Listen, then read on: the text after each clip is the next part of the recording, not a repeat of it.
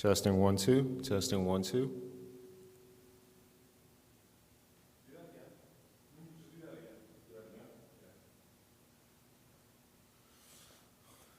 Testing 1 2. Mic check. Testing 1 2. Yeah, I heard it a little too.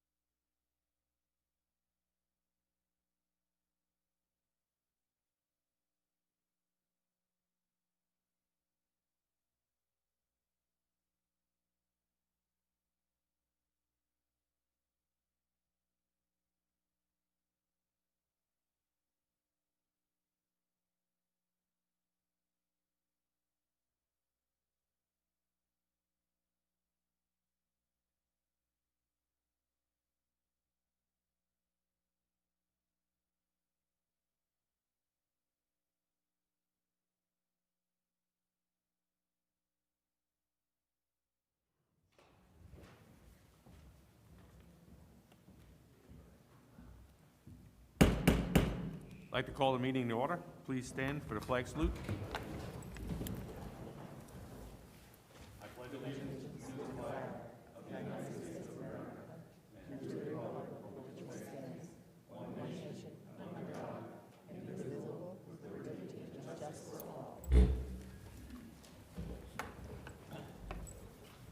Mr. Machad, roll call, please. Mr. Errico? Here.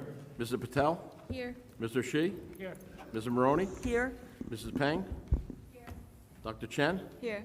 Mrs. Conway? Here. Mrs. Podofsky? Here. Mrs. Madiker? Here. All present.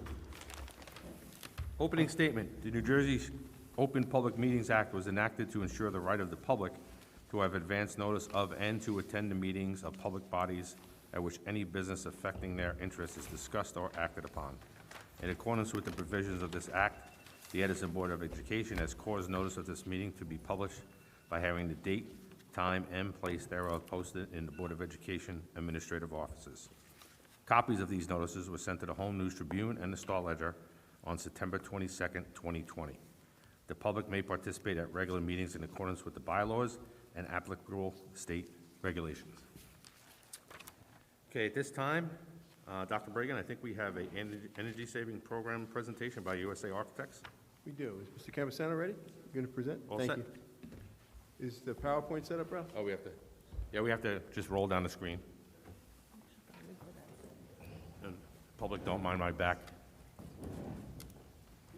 And the board members up here, if you can come this way and sit in the audience so you can see it. The screen's gonna come down here.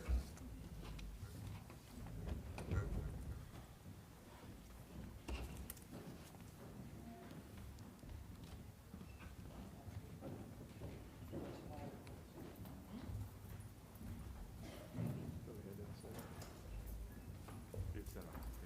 They didn't want to roll it down while they're there in case.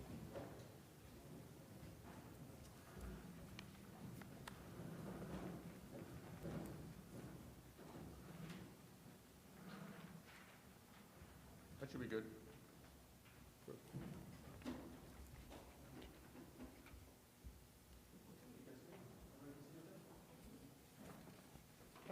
Showtime, Pete.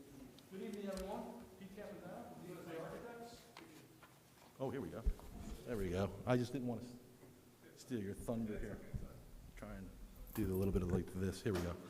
So, when last we were together, and I was discussing the addition at Lincoln School to address overcrowding, we had a very brief discussion on energy savings and solar energy, and you asked us to go back and look at some things and come back and report. So that's what we're here to talk about tonight, an ESIP.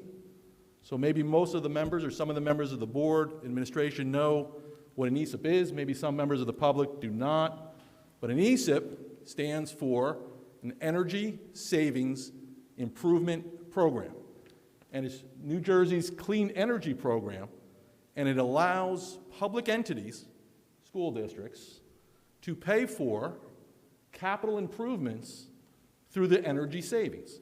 It's a zero, neutral, budget way of improving your schools without any capital outlay. Next slide. So what does that mean? A budget-neutral solution. On the left side, before the improvements, we have our energy costs. We know what they are. We've talked to Mr. Michaud, and we'll talk about that in a little bit. And then we have the yearly maintenance costs. That's our pie. The Energy Savings Program, through the use of savings in energy, pays for the improvements. It has reduced maintenance costs, and it is a neutral solution. So again, there's no capital outlay by the Board of Education. Next slide. There we go. In addition to that, we also discussed solar energy. How does solar energy play a part? Well, again, we know it reduces electrical costs. It requires no upfront costs. We have a guaranteed, known, and stable power rate through the company that is going to supply the solar panels and the energy through a power purchase agreement. It's sustainable, which is great. And in addition to that, and we feel confident that we could put solar energy on most, if not all, your schools. It's preliminary, but we're very confident of that because of the fact that we know historically the district has done a great job over the years of replacing roofs. There's a lot of roofs that have been replaced. There's a lot of roofs under warranty, and that makes it very advantageous to put solar energy on top of the roofs. We don't want to put solar panels on an old roof.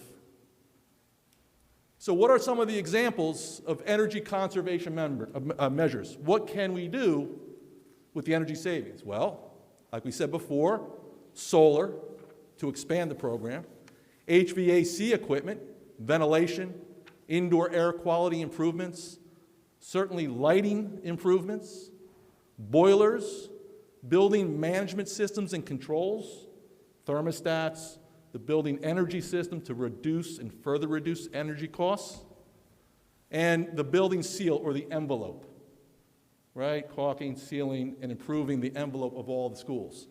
In addition to that, the program provides for 15% of the overall value to do what the district desires to do, and it doesn't necessarily have to be an energy savings project.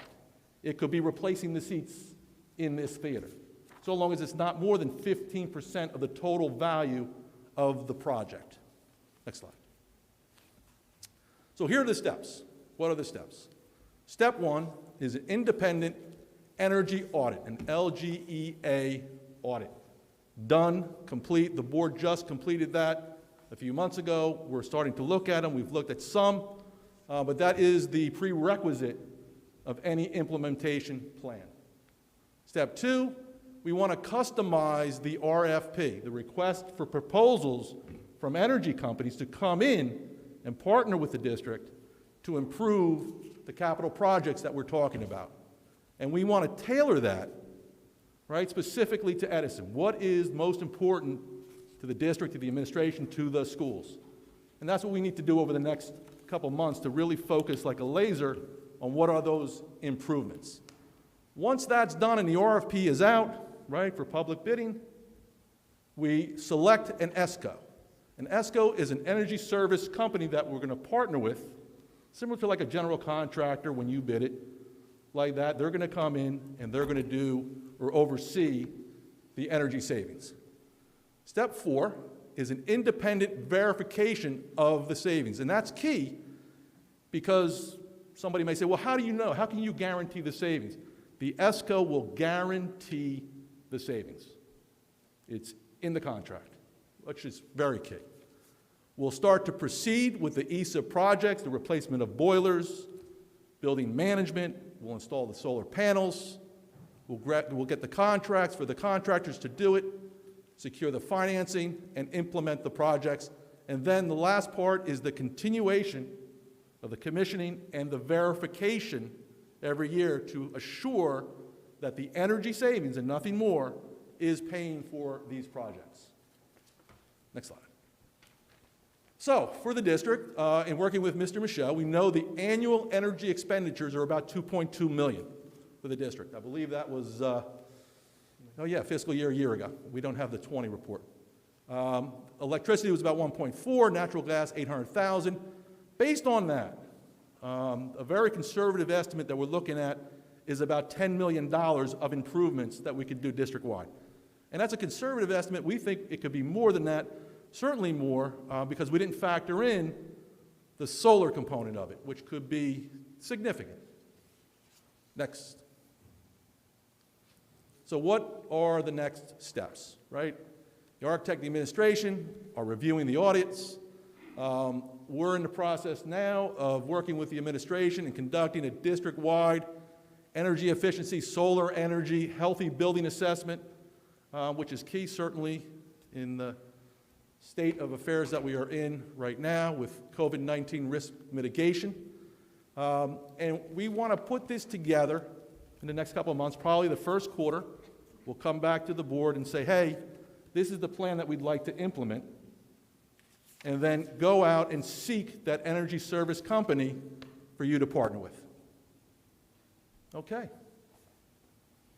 And there we have it. Thank you, sir. All right, thank you. We're going to take board members' questions. Public, I'll have time to, during public comments. Public, I'll have time during public comments. We're not voting on anything. There's no votes. no. We are not voting on anything tonight. It's just a proposal. The step slide, please. Trevor, you want to come up, or whoever has questions from the board, if you want to come up to the mic so everyone can hear it? Yes. Go ahead. So what are the timelines on these step 2 and 3 and so on? Step two is the process we're in right now. We believe that that could be done certainly within the first quarter. The selection of the ESCO, normal bidding, a month, 6 weeks, that vetting process. The independent verification of savings, and step 3, the conservation members and the independent verification, that's going to be a couple of months. Because what we're planning, right, let's go back to the very beginning when I said LGEA audit. It's a very preliminary 10,000-foot level audit. Right now, the architect's coming in, taking those very preliminary numbers and trying to hone it in so that we address the specific needs of Edison. Based on that, we'll ask for contractors, ESCOs, to bid on it. When we select the ESCO, they will then do a very detailed and forensic study of every building, and that's going to take a couple of months. And then once we do that, then it's the normal contract and construction procedures for replacing a boiler, replacing controls, and so on. It's about a year, I would say. Okay, so my question is, coming to the budget of next year, can we put something in our budget to reduce our budget with potential savings from this? And the other question is, you have the $10 million. What is that $10 million? The lifespan of the project, or what is the time frame of that? I understand. So you don't have to budget anything, all right, because it's budget neutral. Yeah, but I want to reduce our budget. Well, you're using the savings to pay for the capital projects. So you're not reducing the budget, you're offsetting the budget. The budget is neutral, it stays the same, and instead of paying energy year after year after year, you're using that savings to improve the capital projects throughout the district. So instead of budgeting more, $300,000 for a boiler, it's budget neutral, the boiler gets replaced, the budget stays the same. So how much can I use next year? Because we're going to have boilers that probably needs to be replaced. We have, capital improvements, let's say, changing the chairs up here. Right. Can I use any of that next year, or is it down the road? I think we're going to have to sit down and look at it in more detail, yeah. And the other thing is about this lighting improvements and stuff. It's on the example of energy conservation measures. I don't know which page is this. See the examples? Yeah, see the examples? A couple more slides back. Come forward. There you go. So these lighting improvements, can we do them right now? Because I know there are grants that's available at the state level. You can change all these things to LED. It's basically free of charge. Can we do that? I would recommend that you do not do it now, and you do it as part of the larger project. And the reason is, when you replace lighting, the return on investment is very attractive, probably one of the most attractive of those. And you use that savings to replace a boiler which might not have as good a return. So you take the low-hanging fruit, the very valuable energy savings to pay for the less valuable return on investments like boilers. A boiler efficiency, right, is 85%. We might get it to 89%. It's a very small return. But when you talk about an old T8 light versus an LED light, the savings is tremendous district-wide. So you use that savings to pay for others. If you replace the lights now, all you do is replace the lights, and you lose that value that the ESCO would want to increase that $10 million to possibly more. So I would partner with the ESCO in the first quarter and be guided by them. Okay. All right. The, Microphone. okay. Thank you. So when you were outside, we talked about this. So this is a district-wide, right? We're talking about solar energies put on top of roofs. So we do have plans to improve our schools, and you're our architect. You saw our long-term facility plan, right? So we don't want you to start putting panels on the roof that 5 years down the road or 2 years down the road, we're gonna rip it off, we're gonna add another level. So all this needs to be planned together, and so we don't, redo the work. Correct. You don't want to take something down you just put up. I agree 100%, and that's why we're going to need that first quarter to, like I said, focus like a laser on what those needs are, and then go out, because there's ESCOs that would bid on your work and say, hey, we could do this, or we can save that, and we guarantee 10 million or 12 million. We go through that process. You select the ESCO that you feel best with, and then partner with them, and then we review all of that work so that we don't have the mistakes maybe that happened in the past. That's not going to happen. I assure you that. Last question. If we bid it out, do we need to give the whole district to one vendor? We can bid, each building to different vendors. What's your suggestion? My suggestion is one overall vendor. That is the way the program is set up, and that's how we'll proceed. It's under the state regulations that way. So essentially, you wouldn't want to hire 2 contractors to build the same Lincoln Addition, or 3 contractors to build the same Lincoln Addition, right? We want one person responsible for the energy savings, one person that's going to guarantee those savings. If we have 2, you point fingers at each other. Yeah, but the savings are the savings. But no, yeah. Well, I think because of the size of the project, this is going to be a very attractive project to a lot of the ESCO companies out there. I'm pretty confident of that. Thank you, Mr. Shi. Any other board members have comments? Yes, Mrs. Conway. Just please pass the mic back and forth so the public could hear you.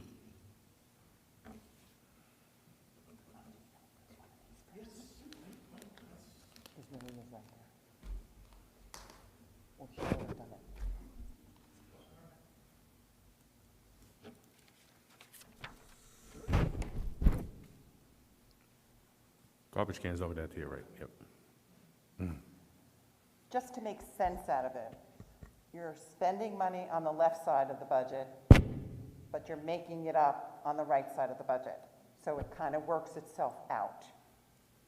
So it's as if we're getting it for free because we're saving because of our electricity items. Now, my question is, the $10 million is ultimately what we would be saving if we didn't make all the improvements. The capital improvements. Microphone. Let's try and work through this together. Can we go to slide 2 or slide 3? My budget neutral? Okay, let's start here. Okay, so on the left is what we're doing now. And like I said before, Mr. Michaud, the Board of Ed is paying $2.2 million just in the blue.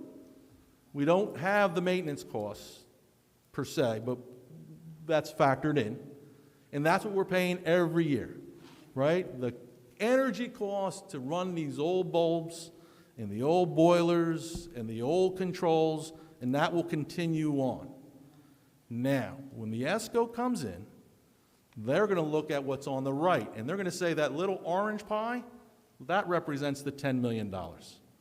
So it's the same pie, but we're going to get new boilers that you would need anyway. We're going to get new lights that you would need anyway, new controls, all that you would need for the same budget pie. And it's because of the savings we can afford to do it. Correct. Just want to make it. Yes, it is budget neutral. The energy efficiency improvements will pay for the facility upgrades. Would we ever? Microphone. Now I'm being pushy. Will we ever get to a point where we start not spending as much as we're taking in. Got it. Theoretically. All right, theoretically. So let's assume we go from the left-hand side to the right, okay? And that $10 million of capital improvements is done and complete. So 15 years from now, we're still going to be spending less money, we're still going to be saving money, but the projects will be paid for. So eventually, you might have a downward turn. Years from now, but yes, Because the energy costs would go even further down. correct. Good, I like that. Good. Thank you. Any other board members? Oh, go ahead, Ms. Again, just to the public, we're not approving anything tonight. This is informational. So just to let you know, nothing's being done tonight, nothing's being voted on. We'll all absorb. This is the first time we're seeing it as well as you. Thank you. Just a quick question. Can you explain again what ESIP project size estimate means? And also, if you could explain, this also says in small print that estimate does not factor in solar improvements. So if you could just talk about that. That's all. Like three from the bottom there. The energy and savings improvement plan. Let's go to the next slide. One more. Oh, this one, right? Okay, so I'll just do the whole thing. So the annual energy expenditures, the source was your annual fiscal report, and we know we were spending $2.2 million in energy, and we know it's 1.4 in gas, 1.4 in electricity, and 800,000 in gas. So the ESIP Energy Savings Improvement Program project size estimate. That's our initial estimate, right? That's our, looking at historical projects, looking at what's spent conservatively. I believe that number is going to go north, right? I don't want to tell you it's going to be 15 and it ends up being 14. I'd rather tell you it's going to be 10 and it's going to be 14. So that's the initial estimate right now from what we know, and we know we can improve on it. And the reason that I wanted to put that in, it says the estimate does not factor in yet the solar improvements. We don't know how large of a solar field we could put at each individual school. And based on that size, we'll have the energy savings at each school, and that will also increase the overall size that allows us to do even more projects. Come on. Over what period do you think these savings would come up? The contract term is usually for a 15-year payback. It's usually a 15-year contract. Solar panels are usually a 15-year contract. Okay, any other board members? All right, board members, you could return, and we'll roll up the screen, and as soon as we get that done, we'll go to public comments on resolutions only, please. Thank you, USA Architect. No, you can leave. You sure? Okay. While we're waiting, Mr. Errico, Oh, can I say sorry. something? Sure, go ahead. I just want to take a moment to mention that last week, on November 18th, was National Educational Support Professionals Day. And I wanted to recognize all the work that our support professionals do on a daily basis in our school district. They do a great job in servicing the needs of our students, and we're grateful for all that they do on a daily basis, and this is one of those opportunities we get a chance to say that. So on behalf of the Board of Ed, myself, the administrative team, thank you to all of our educational support professionals. Thank you. Okay, now we're going to open up to public comments on resolutions only. Again, the resolutions are listed under Roman numeral number 6, I, III, so forth and so on, through finance.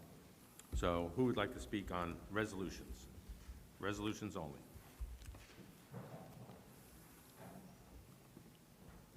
Mr. Patel.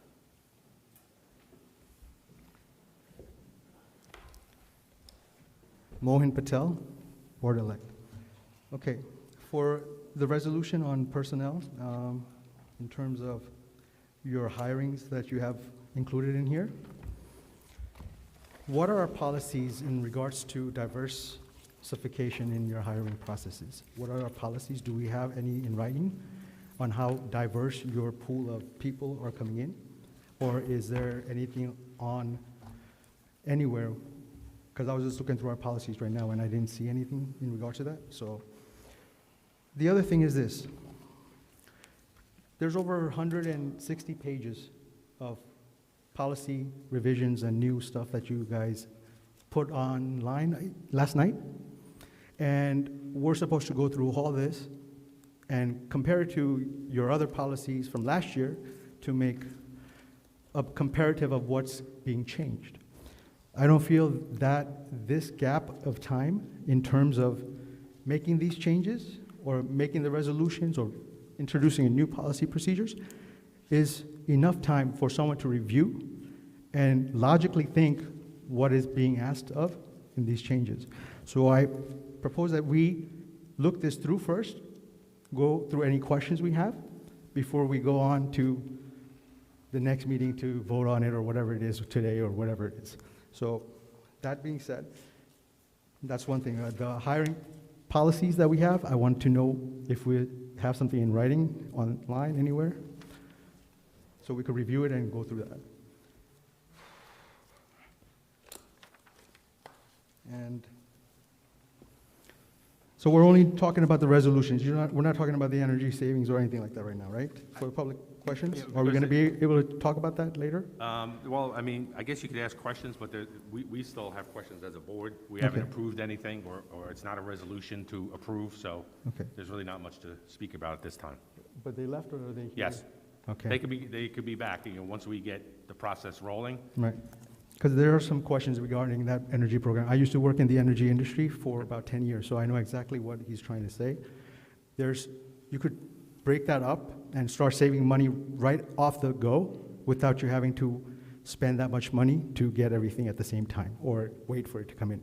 So I would actually like to be able to talk about that whenever it comes to vote, before you Sure. vote on it. Absolutely. Thank you.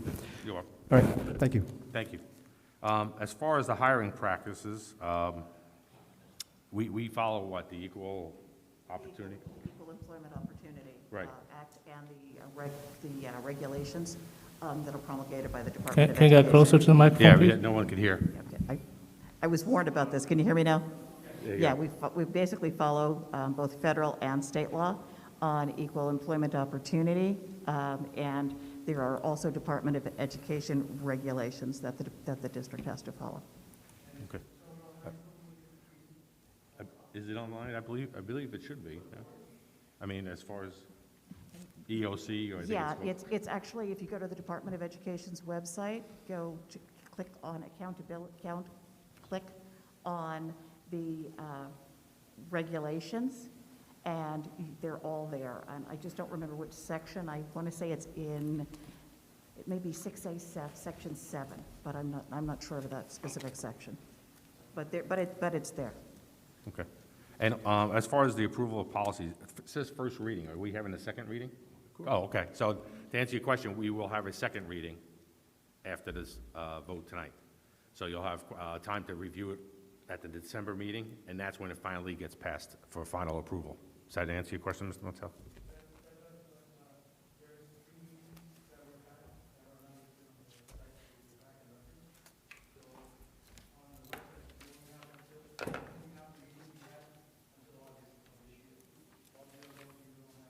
Oh, okay.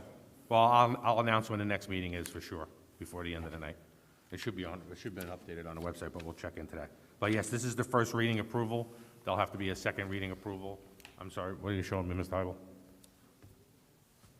The meeting dates on the back? Okay, yeah, the meeting dates are on the back. Yes, absolutely. Mr. Bagia?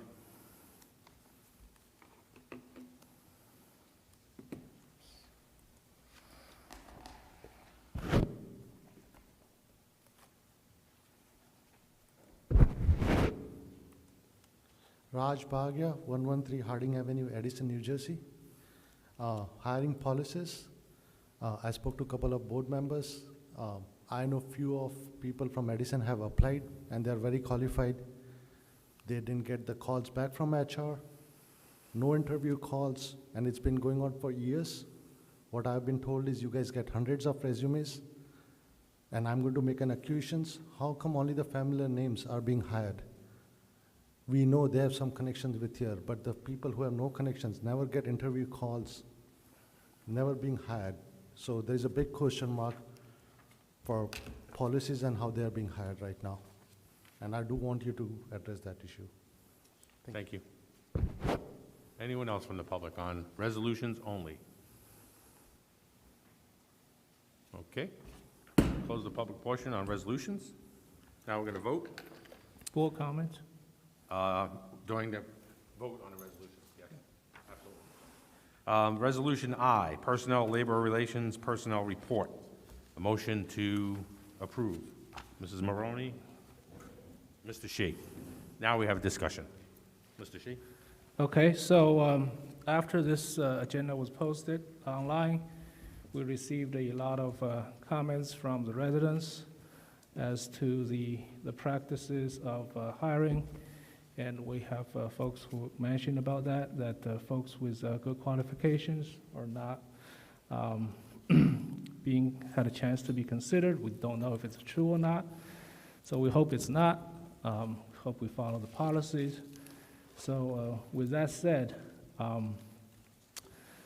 I would propose the board to take a look at some of the resumes that's submitted for some of these positions. And let's make sure that we're following the procedures and processes that we outlined. As we can see, there are a lot of new appointments. Some of the appointments are directly impacting to the students. So we're just gonna let that go. And I'm just concentrating on the support staff, on the 3 IT hirings. The concern is mainly on these 3. We have a lot of local talents that are IT professionals. And the other thing that the board is trying to do is to try to get, as many local candidates as possible if they qualify. Again, the key is they must qualify. So what I'm going to propose is to table the appointment of these 3 IT positions, and let's take a look at some of the resumes that submitted, and just make sure the process that we're following is correct. So we need a formal motion to table. So Mr. Shi is making a motion to table the 3. That's on page 3, Page 3, yes. the bottom 3 appointments. Page 3, the support staff, under support staff, those bottom 3 names, correct? Yes. Do I have a second to table? Board President Erico, am I allowed to comment on this before? Oh, we're going we to have proceed? comment after, if we get a second. Yeah, Okay. if we get a second, we'll have comment. Dr. Chen, second. Okay, comment, Dr. Reagan, I'm sorry. In regards to what has been said and what, there's been some public comment regarding the hiring process, I want to assure everyone, since I've been here, which is almost a year now, we've worked really hard to hire people from a diverse background. There's an application process where people apply online. We go through that process, sorting out the most highly qualified candidates for all positions. If you look at the candidates since we've been here, who we've hired, we've worked hard to try to make them reflect our student population and our community population when possible, and from people that are highly qualified and have the correct certifications. To make an accusation that somehow that was not followed is not accurate, nor is it valid. We adhere to the strict policies of hiring the best candidates for the positions. If we can hire people from our town, if we can hire people who reflect the complexion of our students in our community, we do so. But to make an accusation because somebody wasn't hired or they didn't get an interview and it was due to anything other than qualifications is inaccurate and something to which I take personal offense as the school leader and chief academic officer. In addition, we're in the middle of a pandemic. 70% of our students are working remotely, a little more than 70%, depending on the schools. We have 17,000 students almost and 2,000 staff members who have devices that need to be maintained. We have networks that need to be maintained. We have 8 technicians, 8 across the entire district to service all those devices, 20,000 devices.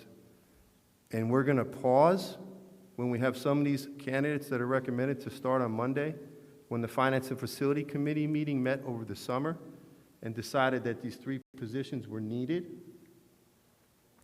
I think it's appalling, I think it's political, and I think it's wrong. And as the Chief Academic Officer, I'm saying that. And the board will vote where they will, but who's going to suffer? Who always suffers when politics get involved in education? The children and the staff. We need these technicians, we need them today, and a pause on it impacts the children. The board has the right to vote as they see fit. That's my 2 cents. Bernie? Go ahead, Mrs. Maroney.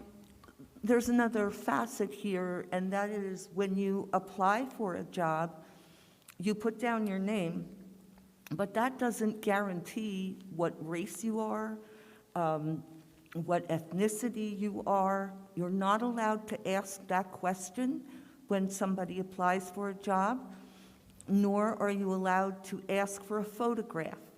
And you cannot make an assumption on someone's last name what they are, because there are so many people now from mixed backgrounds. So I don't know how you propose that you're even going to do such a thing, given that. All right. Any other board comments before we take a vote on the table? Okay. Roll call on the tabling of those 3 positions. Mr. Madiker? No. Mr. Podolsky? No. Mrs. Conway? No. Dr. Chen? Yes. Mrs. Peng? Yes. Mrs. Maroney? No. Mr. Shi? Yes. Mr. Patel? No. Mr. Errico? Yes. Okay, 5 noes, 4 yeses, so it does not carry. Okay. So now we need to go back to the original motion, which was made by Mrs. Maroney and Mr. Shi, to approve the personnel agenda, labor relations, and report. Roll call. Mrs. Madiker? Yes. Mrs. Podolsky? Yes. Mrs. Conway? All yes, except for I say no to Daniel Michaud's retirement request. Didn't know we could do that.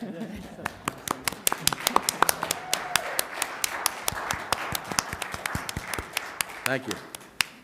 Dr. Chen? No to the 3 supporting staff, and yes to everything else. Mrs. Peng?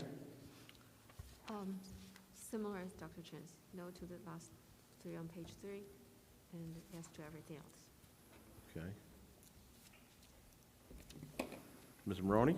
Yeah, before I give my opinion, people have to speak up louder because I can't hear anything from the board members at the top, so please speak into your microphones. Yes on everything with the exception of Mr. Michaud's retirement. No. Thank you. Mr. Shi? Yes on everything except the Dan Michaud and the 3 support staff. Thank you. Mr. Patel? Yes. Mr. Errico? Yes on everything except Mr. Michaud's resignation. Or retirement, I'm sorry, not resignation. We may not be able to retire now. Well, what's the vote count on that one, Mr. Michaud?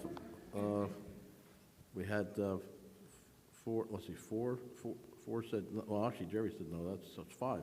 So you can't retire? No, I guess I'll All right. consent. Call the state up tomorrow. I always wondered how that happened. Okay, thank you. Next item for board vote. Hold on. All right, item 2 under Roman numeral 6, approval of policies first reading, Representative Assembly of Educational Services, the NJ CUSAC, School Safety Security Plan, and reorganizing meeting location revised. Motion, please. Motion? Mr. Shi. Mrs. Conway. Roll call. Mrs. Madiker? Yes. Mrs. Podolsky? Yes. Mrs. Conway? Yes. Dr. Chen? Yes. Mrs. Peng? Yes. Ms. Maroney? Yes. Mr. Shi? Yes. Mr. Patel? Yes. Mr. Errico? Yes. Oh, yes. Item number 3 under resolutions, curriculum and instruction, guides, and professional documentation for November of 2020. May I have a motion? Mrs. Conway. Mrs. Bodowski. Roll call. Mrs. Madiker? Yes. Mrs. Bodowski? Yes. Mrs. Conway? Yes. Dr. Chen? Yes. Mrs. Peng? Yes. Ms. Maroney? Yes. Mr. Shi? Yes. Mrs. Patel? Yes. Mr. Derico? Yes. Oh, yes. Item number 4, out-of-district placements under pupil special services. Motion, please. Mrs. Conway and Mrs. Madiker. Roll call. Mrs. Madiker? Yes. Mrs. Bodowski? Yes. Mrs. Conway? Yes. Dr. Chen? Yes. Mrs. Peng? Yes. Mrs. Maroney? Yes. Mr. Shi? Yes. Mr. Patel? Yes. Mr. Derico? Yes. Oh, yes. And lastly, finance, approval of minutes for October, board secretary's report, and finance resolutions. Motion, please. Motion? Mr. Shi and Dr. Chen. Roll call. Mrs. Can I, Madiker? can I make a comment? Oh, sure, I'm sorry. Yeah, I just want to bring everyone's attention to item number 14. If you guys remembered, at the caucus meeting, the number was, for the consultant, was $37,500. So right now, it's $2,500. $25,000. I'm sorry. $25,000. It's a saving of 30%. 30%. So that is, thank to Dr. Bregan for making the call to the vendors. That's our taxpayers' money, and this is what we're going to do for all the vendors moving forward. And we're going to ask them to help us to reduce some costs, especially those long-term vendors that being in our district. So, let's just move on, and I'll have some comments on that when it comes to the board member comments section. Thank you, Mr. Shi. All right, roll call. Mrs. Madiker? Yes. Mrs. Bodowski? Yes. Mrs. Conway? Yes. Dr. Chen? Yes. Mrs. Peng? Yes. Mrs. Maroney? Yes. Mr. Shi? Yes. Mrs. Patel? Yes. Mr. Derico? Yes. Oh, yes. Okay. We're going to go to committee reports. Curriculum and technology, please. That's Ms. Madiker, I believe. Thank you, Mr. Erico. The Curriculum and Technology Committee meeting met on Thursday, November 12th, via Zoom. In attendance were Gail Palakowski, Baninder Mahabir, Elizabeth Conway, Dr. Yuna Chen, Carol Badowski, and Shivi Madhukar. The meeting began at 1:30 p.m. The committee discussed a survey that was administered to all middle school students to understand issues they may be facing. The committee requested that a similar survey should be administered to high school students as well. The committee discussed grade 10 PSAT, which will be administered sometime in February 2021. Information for sign-up, including requirements for transportation, should be going out soon. The committee also discussed the Gifted and Talented program, and we were informed that students currently have been temporarily moved to a model of independent project with consultation time. They should be going back to the traditional model soon. Regarding technology, the committee was informed that the Chromebooks had not been delivered yet, and they should be delivered any day now. These were Chromebooks for the elementary school students that had been stalled at the port. The committee was also informed about changes to curriculum guides.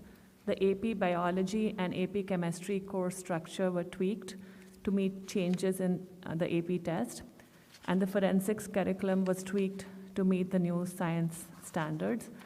Other items that were discussed were the small group sessions, which are going well in the elementary schools. The committee talked about the importance of posting grades on parent portal in a timely manner for effective feedback before the next quiz or test.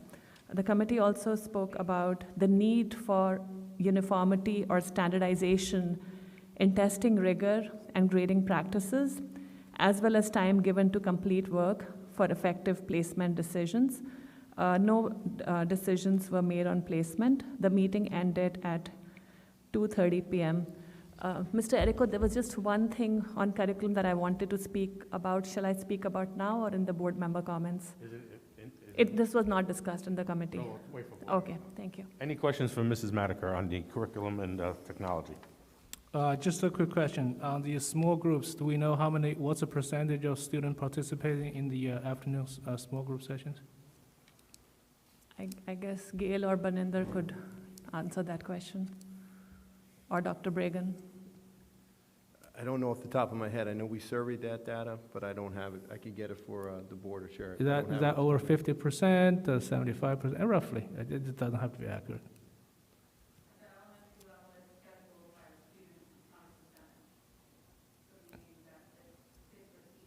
Can you come to the podium, please? Yeah.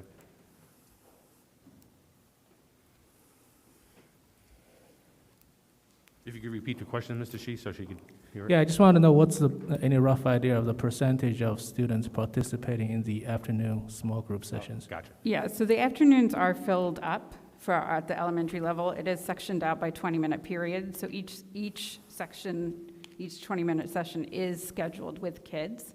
It depends on what those kids need, but they are seeing every kid every week. Okay, So it's very structured.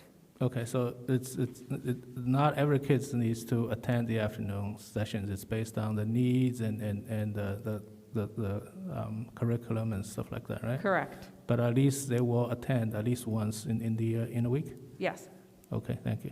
you're welcome. Thank you. Thank you. So, sorry, I have a Oh, quick question. sorry. So is for elementary school, the small I'm group sorry. session is every day? Small groups every day except for Wednesday afternoons. Okay, and how long is that? Each small group session is 20 minutes. Okay. How many small group sessions a day? Four. Four. So it's an hour. No, more than an hour. No, it's more than an hour. More than an hour and 20 minutes. So 4 sessions a day, and they're done through Zoom or? Through Google Meets mostly, some are Zoom. So how does the student sign up? They sign up in the Google Classroom? They are scheduled by the teacher. So the teacher make the request to the students? Right, so let's say, everything's based on assessments in elementary school. So perhaps they notice that a child is having a particular difficulty with decoding, let's say, and they want to do a phonics lesson in the afternoon because they notice that that child has been having trouble historically with phonics and decoding. So they would then schedule for the next week that I'm going to meet with this child and this group at, let's say, Tuesday at 2 p.m. And they would communicate that with the parent or guardian through they've been setting it up through the parents and with kids. So if they're old enough, the kids know their own schedules, but if they're younger, the families would know, or the guardians, whoever's taking care of them.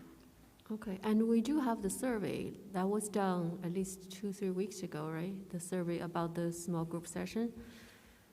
I would really like to see the numbers from the parent side, that the parents, when they do the survey, they fill out how often do their kids attend this small group session for elementary and for It's going to middle? vary by child and the ability, and it can vary from week to week, because it depends on the subject area and the assessment. No, in the survey, there's a question that asking about this small group session. I mean, we must have some kind of survey result, a grid or something. The point of the survey is to tally. I'll share it with the full board Okay. tomorrow. Dr. I don't want to Brigham. misquote it because I don't remember off the top of my head. But I have those results, and I will share it with the full board tomorrow That would morning. be great. Or Thank you. tonight, when I get home. Thank you. Thank you. Anything else? So I have another question for Shivi, actually. So the elementary school Gift and Talented program hasn't been going since starting of the school year? Or has it been going? Because the number 3 is kind of confusing. It says temporary move to a model of independent project with consultation time. So do they have a certain time to do, because previously when the school is in normal session, they would have once or twice a week G&T class for each subject. Is that still going on, or that's just a change? This was something that was brought to me by some of the parents, and the committee discussed it. And I don't know if I'm allowed to say this or not, but one of the reasons that they were not getting the traditional model was because of, you want to talk about it? Sure. Yeah, because there were teachers who were not well, like. So we had to go to a independent project because the truth is, across the state and across the county, there is a shortage of teachers. There's a shortage of long-term substitutes. It's happening in every single district. And so we've had to pull some of our teachers based on certifications, whichever certifications they have that can fulfill those leaves. And that was one area in which we had to pull. And so we did pull some of the gifted and talented teachers to fill in those gaps. And we are still providing G&T instruction, so there is an independent project. And part of that independent project it's self-directed, but there is a check-in with a G&T teacher, and as well as that, there's also mini workshops that the students can sign up for that will help them along in the process and help them with the structural piece of the project. So we are going to go back to the G&T model. It's just temporary at the moment because of staffing issues. And COVID-related, right? Correct. Yeah. So some of the school, the G&T teacher were pulled to do something else to teach the regular class? No. Right now, everything is independent model, independent project. Which means, do they have regular meet sessions every week? They have yes, they do meet with a G&T teacher, but about the independent project, and it's not for the full period of time. It's literally to sit with the teacher to work through, like conferring about how the project's going and what the project is and how they can proceed. So when you go back to the traditional model, what would that be? When? Sorry, I didn't hear. And when and what would that be, the traditional? It looks like this model is what's going to be going on for the next, I don't know how long. I can't, I would love to be able to say next week, but unfortunately, without knowing how long teachers are going to be out or need to be out, I really can't guess that at the moment. So, but we will go back to it, and we're assessing where we can consolidate and do the units from that point forward. Okay, all right. Thank you. Okay, next report. Wait, Ralph? Oh, sorry. I have a question that perhaps Dr. Conklin might be able to answer. I'd like to know how we're following IEPs of students who have OT and PT written into their IEPs. How are their needs being met? Okay, give them a second to come up. Yeah.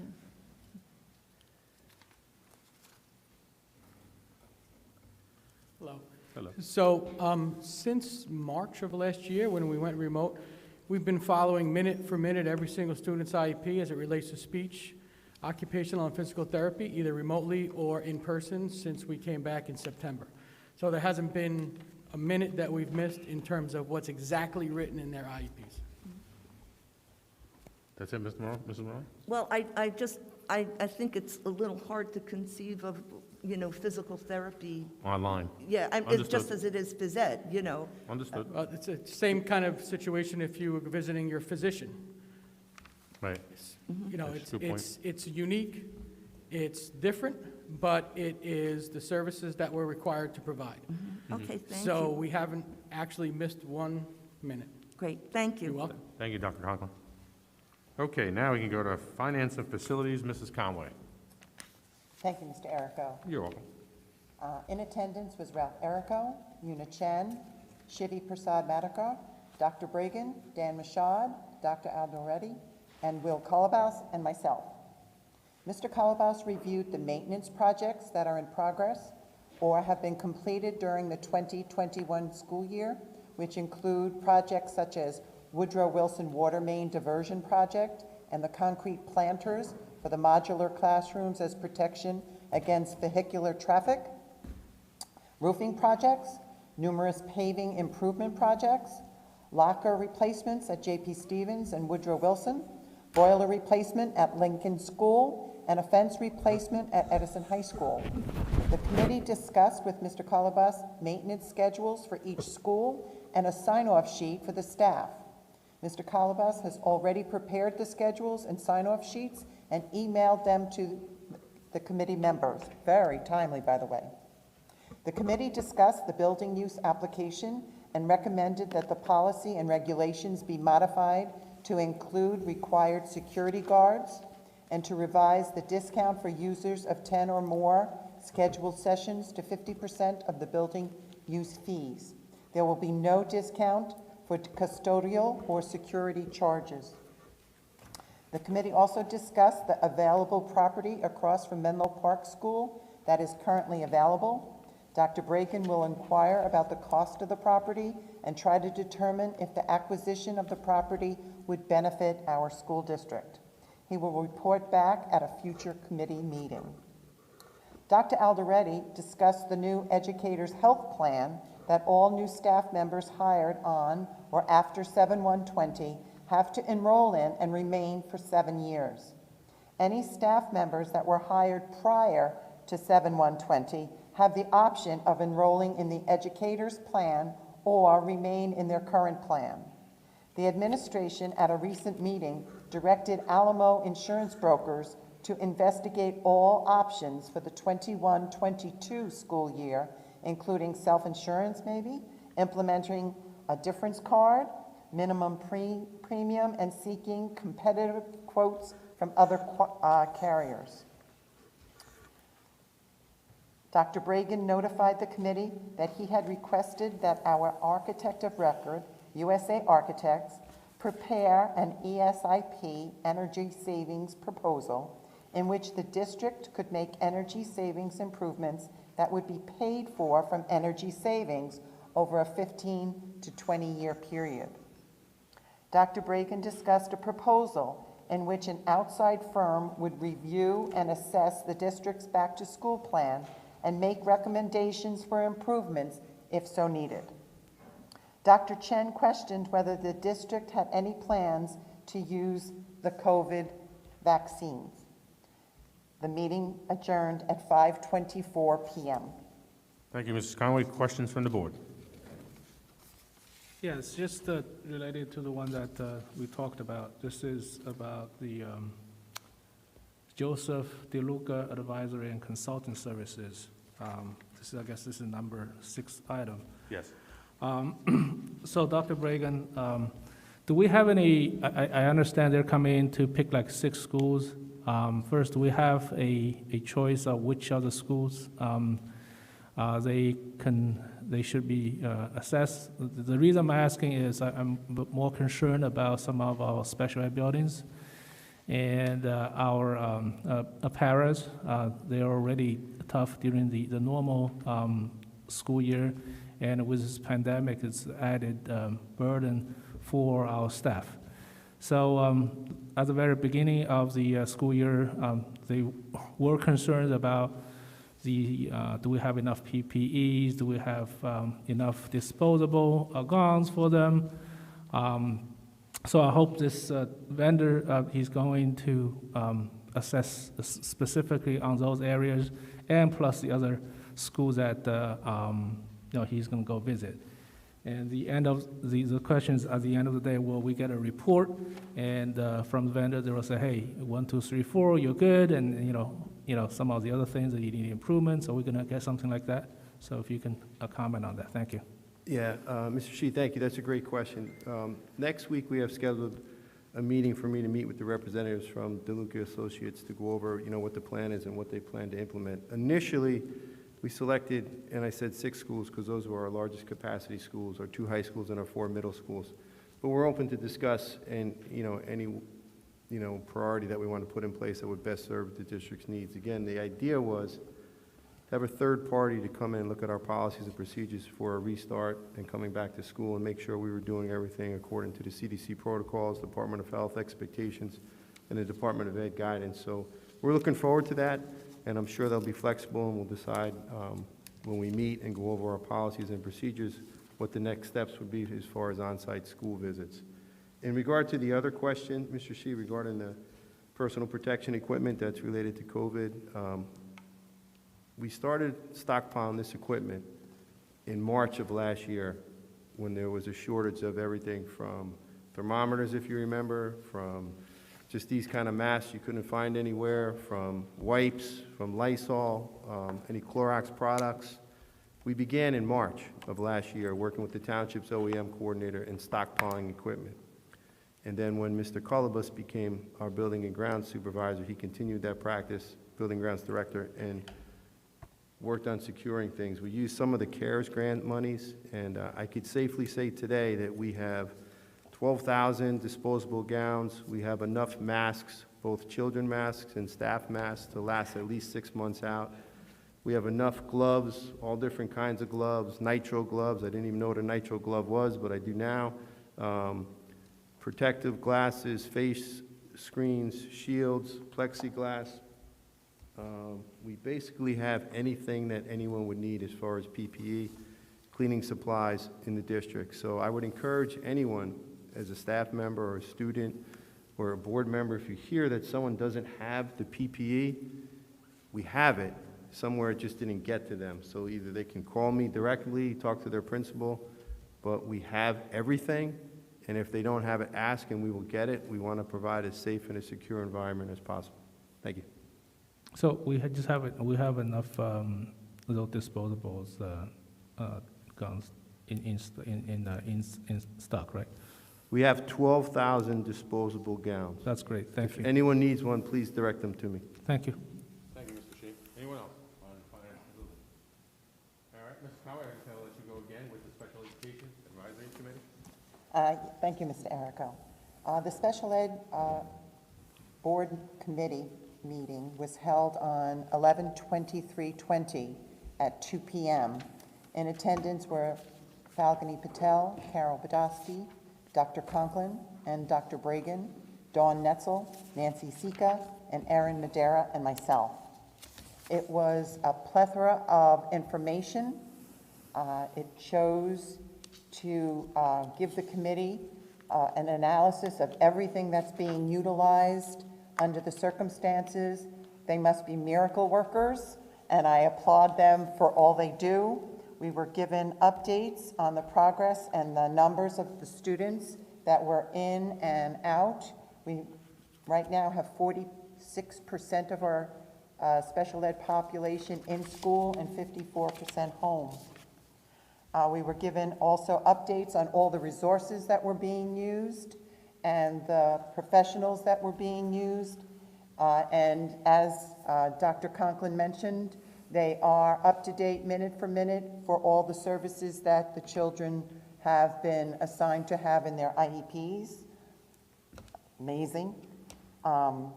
We had an update on the staffing, and as Beninda has mentioned, Mahabir mentioned, there have been, had the ability to utilize the staff so everything can be covered so far, and we just need to keep our fingers crossed that it remains that way. But the only challenge that is usually a challenge, but right now in this time and age, transportation is still their biggest challenge of all, but the Transportation Department is trying to work miracles, and I applaud them for all that they have tried to do. Our meeting was over at 2:40 p.m. Thank you. Any questions for Mrs. Conway on special education? Yeah, I have a quick question. So I remember last time when, at the last meeting, you mentioned that there was a presentation made to the committee that was very informative.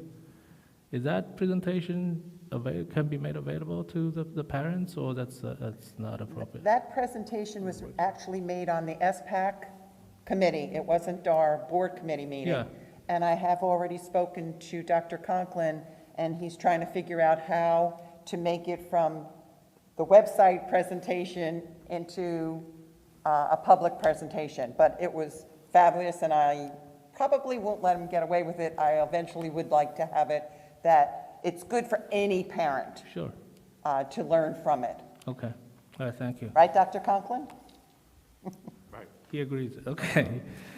I just have a comment regarding the paras. I'll hold it off until the board member comments on this. This is, yeah. Yeah. All right, and last report, Mr. Shi, Food Service Committee?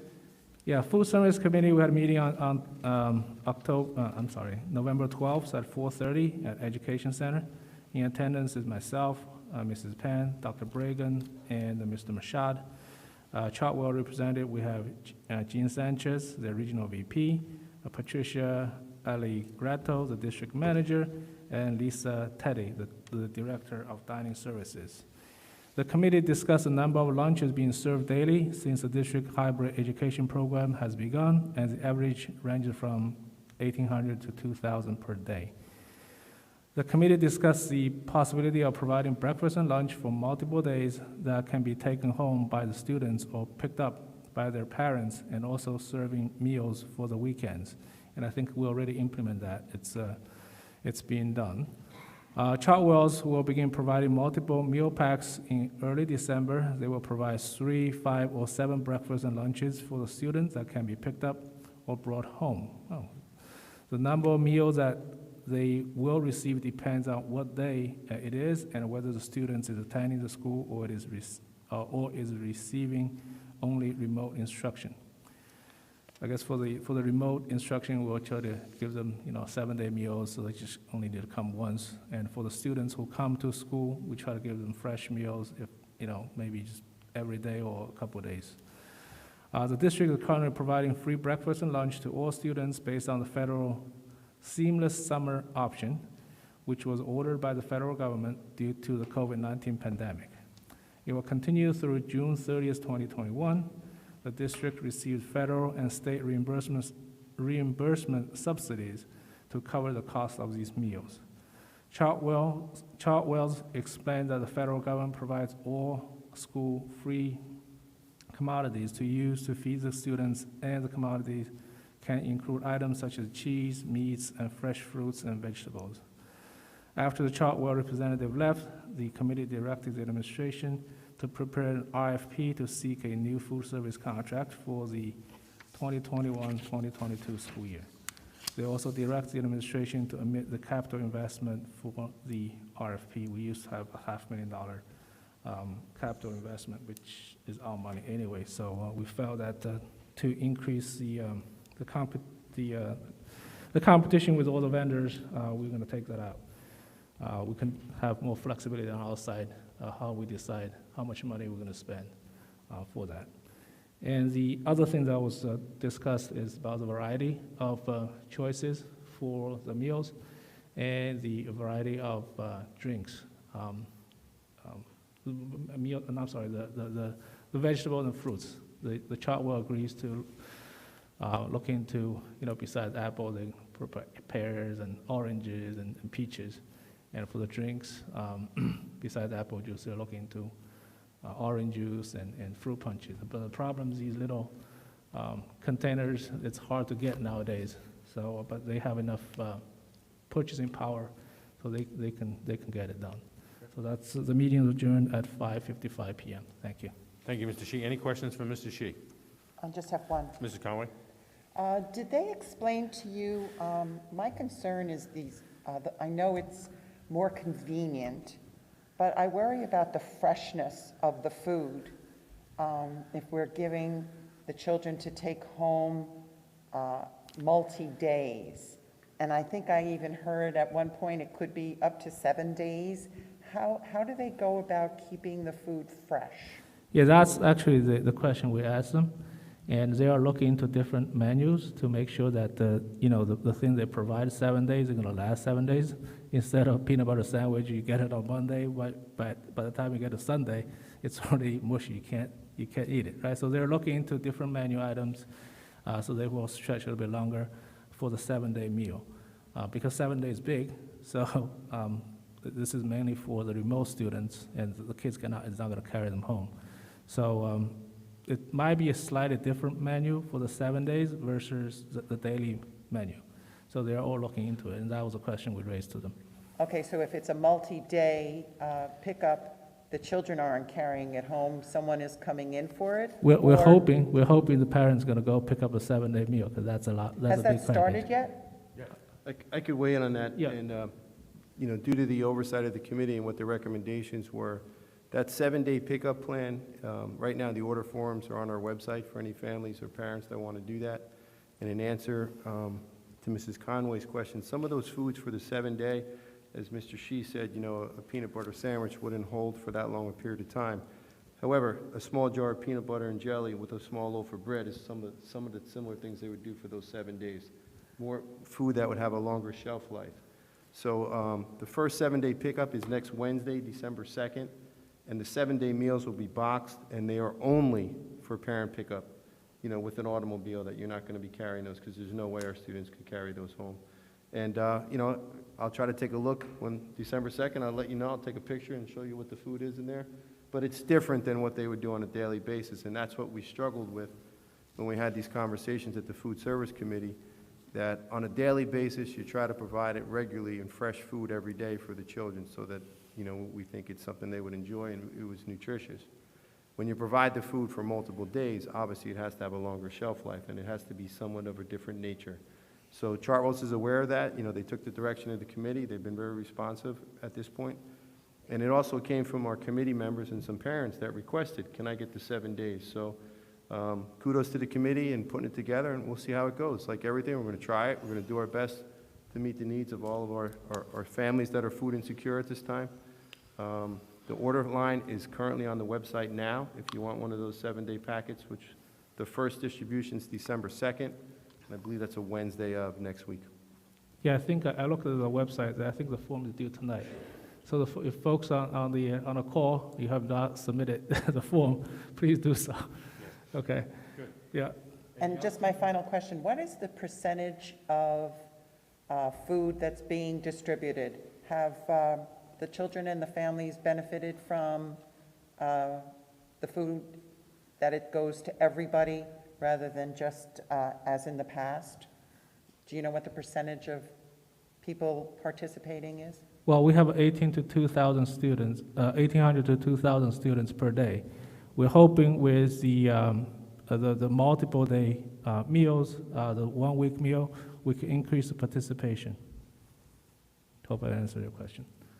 Yeah, if you just take the 2,000 divided by 17,000, participation is about 12% right now. I can do that. Yeah, we hope the Hopefully. participation will go up. Right. And, you know, we want the kids to be fed, and, you know, that's what we want to do. I would suggest maybe having some kind of demonstration that can go on the website so that the parents could actually see the variety of foods, and they might step up if they see what the choices are. They might be more interested in just looking at a menu. Okay, yeah, sure, good suggestion. We'll look into it. Dr. Braga, can we do that? I'm sorry, I shouldn't be answering that question. Absolutely, absolutely. And just, you know, our daily attendance with the hybrid instruction, we had about, I think today's number was 2,491 students in the buildings.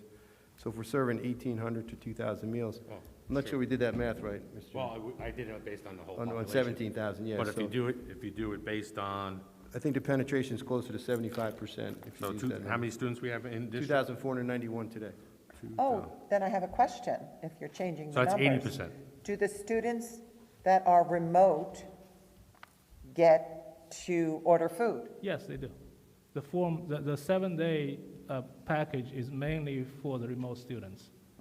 So then it could be a comparison of 2,000 to 17,000. Right. Correct.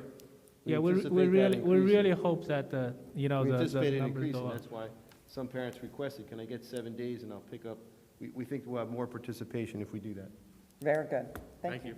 Thank you, Mr. Shi. President's comments, I think we're up to. Okay, upcoming meeting dates, announcements.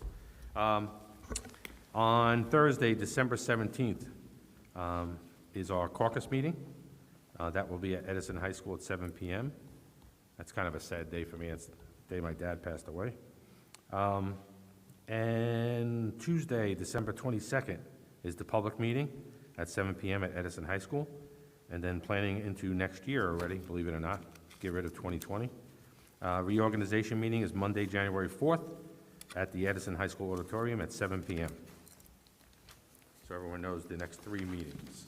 And hopefully that'll be published on the website. Okay, now we're going to go to public comments, and Miss? Public comments or board member comments? Don't we go first? Board comments. Board member comments. Oh, later. sorry, did I miss something? Oh, I'm sorry, board member comments, sorry. She was so excited. I was trying to get you out of here. All right, board member comments, I'm going to start with Mrs. Maroney, anything? Well, I would just like to wish our students, all of them, our staff, and all of you out there, parents, students who are home studying, a very happy Thanksgiving. I don't know whose phone is on, but if you could silence it. Oh, I'm sorry. All right, that's all right, he's trying. All right, thank you, Ms. Maroney. Mrs. Patel? Yeah, I was just wanted to request Dr. Bregan to share the results of the survey with how many percentage of parents signed up for remote and how many kids are going to be in person for this semester coming up. Well, I know it started, but. I think he said he was going to share that tomorrow with all of us, all the survey Okay, results. great. No, you're asking for a different survey. Oh, different, I'm Mrs. sorry. Patel. Difference. The difference between the first marking period and the second marking period for parents that selected to be totally remote or in-person was a net gain of in-person of 100 students approximately. So we have about 100 more students attending school than we did the first marking period, overall. It was distributed throughout the district. Okay, thank you. Thank you. Dr. Chen? Nothing? Mrs. Pang? No. Mr. Shi? Yeah. So first is a quick question for Dan. Dan, when do we get our annual audit report? Because we're getting to the end of the year for the last school year. We get it next month? Generally, it's due by the 5th of December, but the state has extended it until January 21st. So I'm not sure if we're going to have it in December or not. We may have it in January. Okay, the reason I'm asking is normally the budget process starts in January, right? So we want to know how much money we have left and how much we're going to transfer into this new budget. Right. So is it possible we can tell our auditor to, speed up a little bit? Okay. Give them a call tomorrow. Okay, thank you. Then the other thing is about what I was just talking about, is about the PPEs and the cleaning in school. So that's part of this, I hope this vendor that will go look into, our protocols and how frequent we clean the schools and, do we have enough, PPE? I hope we do. And the other thing that was brought to my attention is about the substitutes.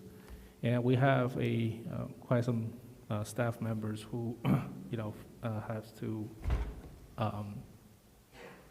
take some days off here and there. And we have substitutes who come in to cover the class for that teacher. But for some of those classes, we actually have a para that's in there. And the para actually knows the material better than the sub just come in for a couple of days. So my question is, I know because they're paras, so they're not certified to be subs. That's what I told. I don't know if the policy is there. Is it possible, if that is a correct statement, is it possible we can have our paras to get certification as sub? So when something happens in his or her class, the para can step in as a sub instead of a para, and to cover that class. It's much better than someone who just come in for a day. So that was just a suggestion. I don't know if that's doable or not. We would definitely look into that. Many of our paras are already substitute certified and have the 60 college credits required to get that sub certificate. And a number of our paraprofessionals are actually certified teachers as well. So that when we can, we do that, and we will encourage more. And if there's someone that's eligible for the sub certificate that's a para and doesn't have it, we will try to put that in place. I know we talked earlier, Mr. Shi, we're going to try to get as many substitute teachers as we can into our pool and kind of have an open enrollment for that because, we do need substitutes. We needed them in the best case scenario, and we need them even more, during this pandemic time. Yeah, thank you. So yeah, if we can have these subs get some certificate, then they come in as they substitute rather than the sub. Yeah, so we maybe swap the roles and stuff, but they know the material, because they've been in the class for the whole semester. Agreed. So that was just a suggestion. And the other thing is about these, the new survey on these remote learning and the in-school. I guess for schools, that's slightly different. You know, one school you might have a little bit more people versus the other school you might have a little bit less. So was there any consideration for, I don't know which school that, you know, that has the highest people coming in for in-person? Was there any consideration of that school going to AB schedule? Meanwhile, the school that has less students will come in for the in-person, you know, that can go for 4 days. What's your thought on that, Dr. Bregan? Well, we did do that on the first marking period. We had several schools, I want to say 9, that were in the AB module, where some students came on Monday and Tuesday, and others came on Thursday, Friday. But those were the families that signed up to come, and unfortunately, that was over 3,000 families. They didn't all come on a regular basis, so when we got to the practicality of who was showing up and coming into the classrooms, often it was much lower. So when we looked at the numbers, when we calculated who had selected to come in person for the second marking period, which, as I said, was approximately 100 students more than the first marking period, we looked at all the classroom sizes, and we had measurements as far as square footage, as well as making sure all the students and staff were 6 feet apart, and we could maintain that. It became apparent that we could accommodate all the requests to be 4 days a week, and we didn't need the alternate schedule. So while Lindenau Elementary School has as high as maybe 40% of the students attending, and a John P. Stevens has somewhere around 10% of the students attending, we can accommodate a 4-day schedule at both of those schools because the rooms are big enough and we could accommodate that. There were 1 or 2 outlier classes that had to be moved because maybe there were 9 students in that class and the room could accommodate safely, socially distancedly, using social distancing 8. We moved that classroom. So as of today, in all the schools in the district, we can go 4 days a week and keep the students socially distant. And what we found, especially for some of the elementary schools where there were a lower number of students, for example, on Monday and Tuesday, what ultimately happened, there were 2 students in a 3rd grade class. And then on Thursday, Friday, there were another 2 or 3 students.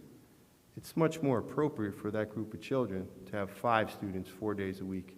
And when we can do that and be socially distant, we chose to do that. So, and the parents, you know, while this pandemic still exists, we're asking them to commit, and the students, for the entire marking period. So the parents that committed to be in person for this second marking period is not going to increase. So I don't see a need for us to go to AB at this point, even though some schools have more numbers than others, we can still accommodate them. Okay, thank you. As long as we can accommodate as enough social distance for school, like Lindenau's example that you have, then that's fine. So just want to bring that up. And the other thing is just wish everyone a happy Thanksgiving, and please observe the CDC guidelines. So, be safe. Thank you, Mr. Shi. Ms. Madiker, anything? Yeah, just something on homework, really. I know that on December 5th, we have the SATs, and just had a little request if we could have a policy where the schools go a little easy on the weekend where we have, major exams like SATs or APs. So students get a little bit more time to rest so that they can perform well on those exams, and especially for 11th and 12th graders. And also, around the time when they have to do the college essays, especially for the 12th graders, if we can focus a little bit on how the homework is assigned, because sometimes it could be just, every teacher giving homework only for 40 minutes. And if it is 5 teachers who give 40 minutes homework, that easily, will take up approximately 5 hours of your time. So if we can have some type of a system where when a teacher assigns homework, maybe parent portal or something, and I think this is kind of more long drawn, where there is a system which kind of calculates the approximate time taken to complete work, just to be fair, so that nobody is inundated with like 5 hours of work after school, and especially during the time when you have these major exams.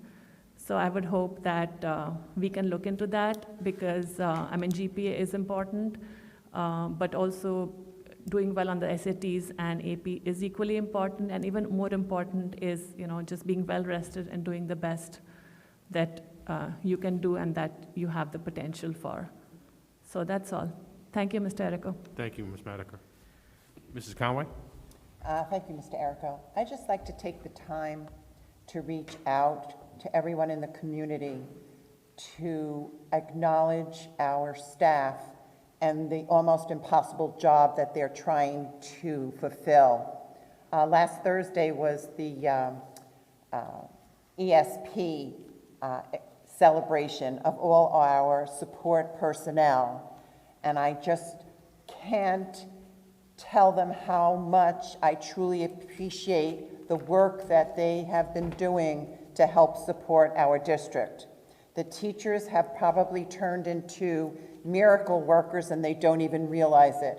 I'm sure when their heads hit the pillow at night, it's instantaneous going to sleep and bringing their brain down for some kind of refresher.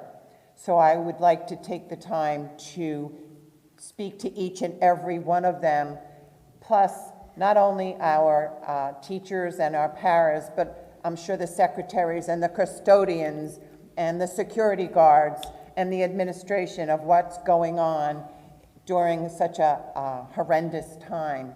I just can't say enough about how much I and the board appreciate each and every one of you. And I wish you a happy Thanksgiving, and I hope and pray that you do take a couple of days off to let your brain get refreshed before coming back next Monday. And I also would like to applaud the students that are going along with all of this craziness right now, both in the elementary, the high school, and even at the college level. So again, I thank you all for all you do. It's easy for me to sit up here and thank you, but I truly appreciate each and every one of you. Happy Thanksgiving. Thank you, Mrs. Conway. Mrs. Badowski? Yes, I also want to echo what Mrs. Conway said about the teachers and all the staff and all the people that are working. About 175% of your normal or an expected reasonable capacity. But I really wanted to focus on the children, and I kind of echoing what Mrs. Madakar said about leaving time for the students who have college essays, who have SATs and different things like that, putting pressure on them. Right now, every child in our school district has extra pressure on them, and they need the time and the space for their own personal, emotional, and social wellness. And we need to remember that that is the most important thing. Getting them through this pandemic is not just about them getting to the colleges they need to get to or passing all the tests. It is letting them come out of this feeling good, having a little happiness. And some of the little things that seem so meaningless to us that the teachers may be spending time with their students on are very, very important. They need to come through this. I have family members of my own who are in school, and 2 young men, and both are now fully remote. One is a computer whiz, and he loves it. He just has an extra gaming screen on the side, is breezing through the work, but he's having the time of his life. The other one's going to be an auto mechanic, and he's tried the same course 3 times. And this time, his district not only did it online, but presented it a different way. And he's going to be an auto mechanic now. So we want them to feel good about themselves. We want them to learn. That's very, very important. But if they don't feel good about themselves, if they don't get through this with the right attitude and know we're all behind them, it's not going to help the facts that we teach them. So just keep remembering, as I used to tell a superintendent of ours years and years ago, they are little tiny children, the 12th graders included, and they need to be they need us to help take care of them and support them. Thank you. And happy Thank- Thanksgiving. Thank you, Mr. Podolsky. Lastly, I just have a couple things to say. This has been a very difficult time since last March, obviously, for everyone. We had some good news and, not so good news, I guess. I attended a football game past Friday, Edison High School Eagles, with a great win over a very good Hillsborough team, 50-49. It was a scoring fest. I'm happy to say, I believe between the two high schools with our activities, Mrs. Podolsky and Mrs. Conway talking about our social emotional being, especially our students, we got in probably 85 to 90% of our sports schedule with very few problems or very few cases. And again, the cases in our schools are very low compared to the community.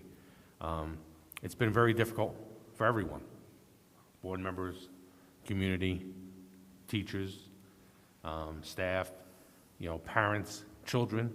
It is very difficult to be locked up and not be able to go see your friend whenever you want to, or take that bike ride, or hang out at Burger King or McDonald's or wherever they go and socialize. Go to a football game. The football games were very, in my opinion, poorly attended because of people are afraid. I know both high schools made very clear expectations. They must announce 15 to 20 times a game to social distance. People must have a mask, no contact, that type of thing. So hopefully we get through this soon. There's some good news on the horizon, is what I'm hearing. So I'm hoping that is the case. And hopefully by the spring, and I think I spoke to someone today, hopefully by September, we'll be back to normal. I pray that, I wish that for everyone, and I hope that happens. Lastly, I'd like to wish happy Thanksgiving to everyone. I know I did it last week too, but I want to make sure, I want to first wish a happy Thanksgiving to all my board members for working with me over these 11 months. It's been an experience. To Hope, thank you. Dr. Bragan.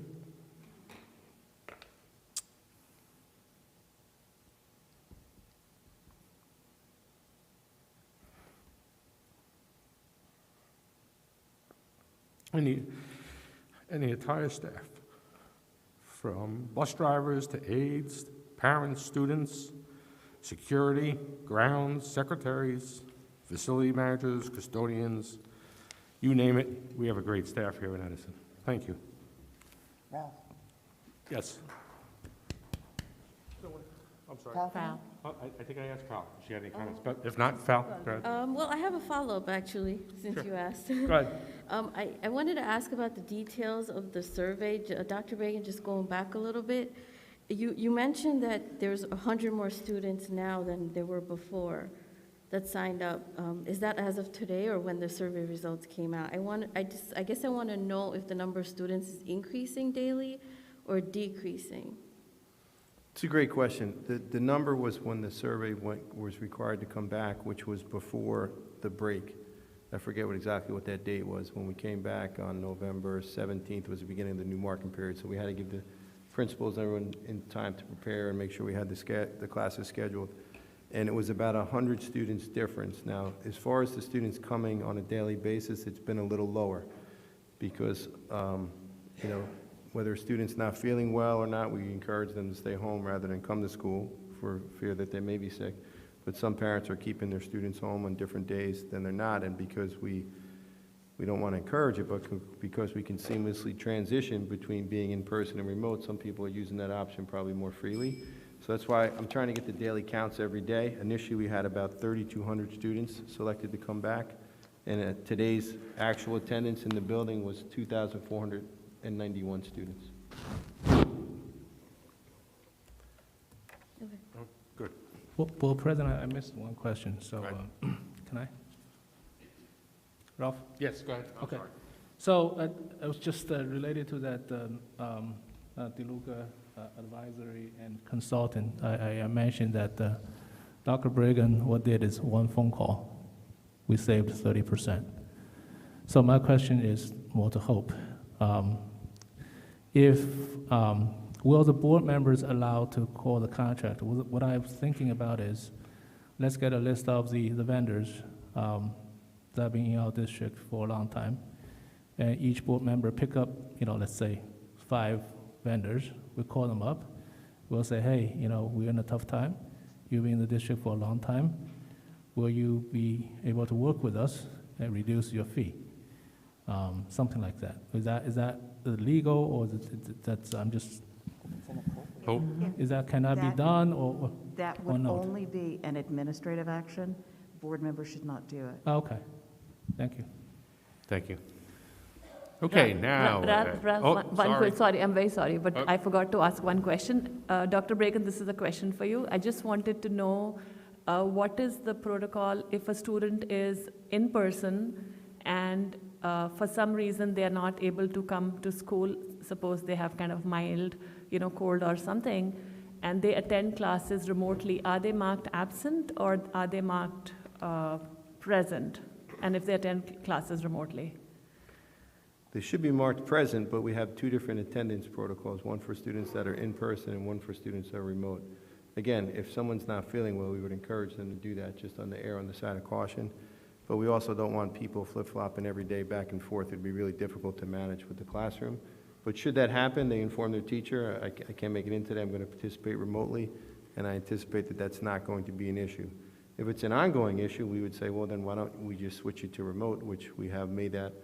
Any student that's in person and for whatever reason isn't comfortable, their family wants them to stay home, they have that option to switch to remote, but we haven't afforded the same option to switch the other way, because as I said earlier, with the social distancing in the classrooms, if 6 students in one class decided I want to come from remote in person, that would mess up that dynamic.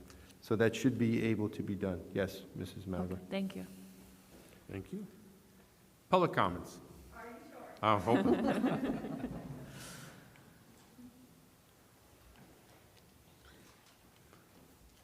Again, I remind everyone they have 6 minutes, name and address, and please be respectful of everyone. Thank you. Hi, Marilyn Scaletti-Clark, 2 Ethel Road, Edison. So every year, I am a teacher at Washington School, and every year we collect food for the Thanksgiving food drive, just like many other schools do. But this year, due to COVID, we were unable to organize that in a safe manner. So we had students who typically get Thanksgiving baskets who were not. So I came to the meeting tonight to publicly acknowledge and thank a local business. The Give Back Initiative, LLC, which is a company that uses Facebook as their fundraising platform, graciously donated 15 Thanksgiving baskets to some Edison families. So this business is run by a few Edison moms that are helping local organizations fundraise while they're also giving back to the community of Edison. These baskets were ginormous. They were huge. They contained everything a family would need. All the traditional Thanksgiving foods, paper goods, and huge turkeys. So they did donate 15 baskets to Edison families. I just want to say that Washington School did receive some of the baskets. And when the families came to collect them, they were so grateful. And it just warmed our heart. So I came here today from school, haven't gone home yet, just to publicly acknowledge this business and thank them so much for always thinking about the kids. Thank you very much for everything you do. Thank you. Ms. Clark, could you tell us the name again? So it's called the Give Back Initiative, LLC, and they use Facebook as their platform to fundraise. Thank you. Mr. Patel?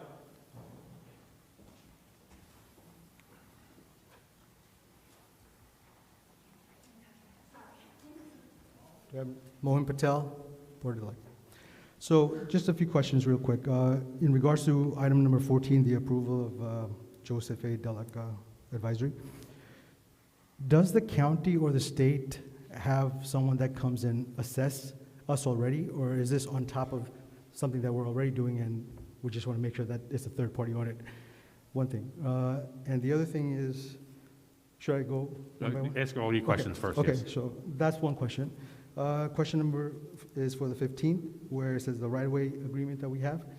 It's open-ended. Is there in that agreement somewhere that we have a cap that they cannot go above any kind of cost that is going to be related to that change. So do we have anything in writing in that agreement that says they could charge us $1 million, $2 million, $3 million? It's open-ended, basically. That's why I want to just make sure that we're covered in regards to that question. And item number 19, which is the obsolete items for all the computers and everything that have been thrown out. Are we recycling, and if so, are we getting any refunds back from the recycle? And if so, what is that fund used for? Thank you. Happy Thanksgiving to everybody, and thank you all teachers for doing what they do too. Thank you, Mr. Patel.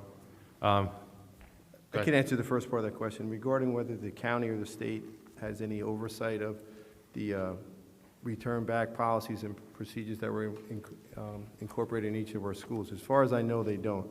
You know, their oversight basically consists of things such as the NJQSAC, which is New Jersey Quality Single Accountability Continuum, which we're actually processing now when we approved on the agenda tonight the statement of assurances for the DPRs. But as far as I know, and from my experience and interaction at the county level and with the State Department of Ed, they don't have anything specifically set up for that. That's why when I met these gentlemen and women from this group, I thought it was a great idea to get a third-party oversight for something that's really fairly new and novel for us. As much as we want to believe we're doing a great job and we know what we're doing, it's always good to have another set of eyes come in, take a look at it to ensure the safety and security of our buildings. So as far as I know right now, the state and the local Department of Educations are not, county Department of Eds are not doing that. Regarding the easement, Mr. Mashav, you want to talk to that? Or? Yeah, what we do is when we get our electronics, for the most part, we keep them in the warehouse on pallets, and as soon as we get a large number of them, we actually put them on Gov Deals. We did that I think it was last year, and we actually got over $200,000 for our MacBooks that we put on there. So we try to get those as much as we can back on those. Thank you. And also, with regard to the right-of-way, we are only authorizing that amount that's in there, not a penny more.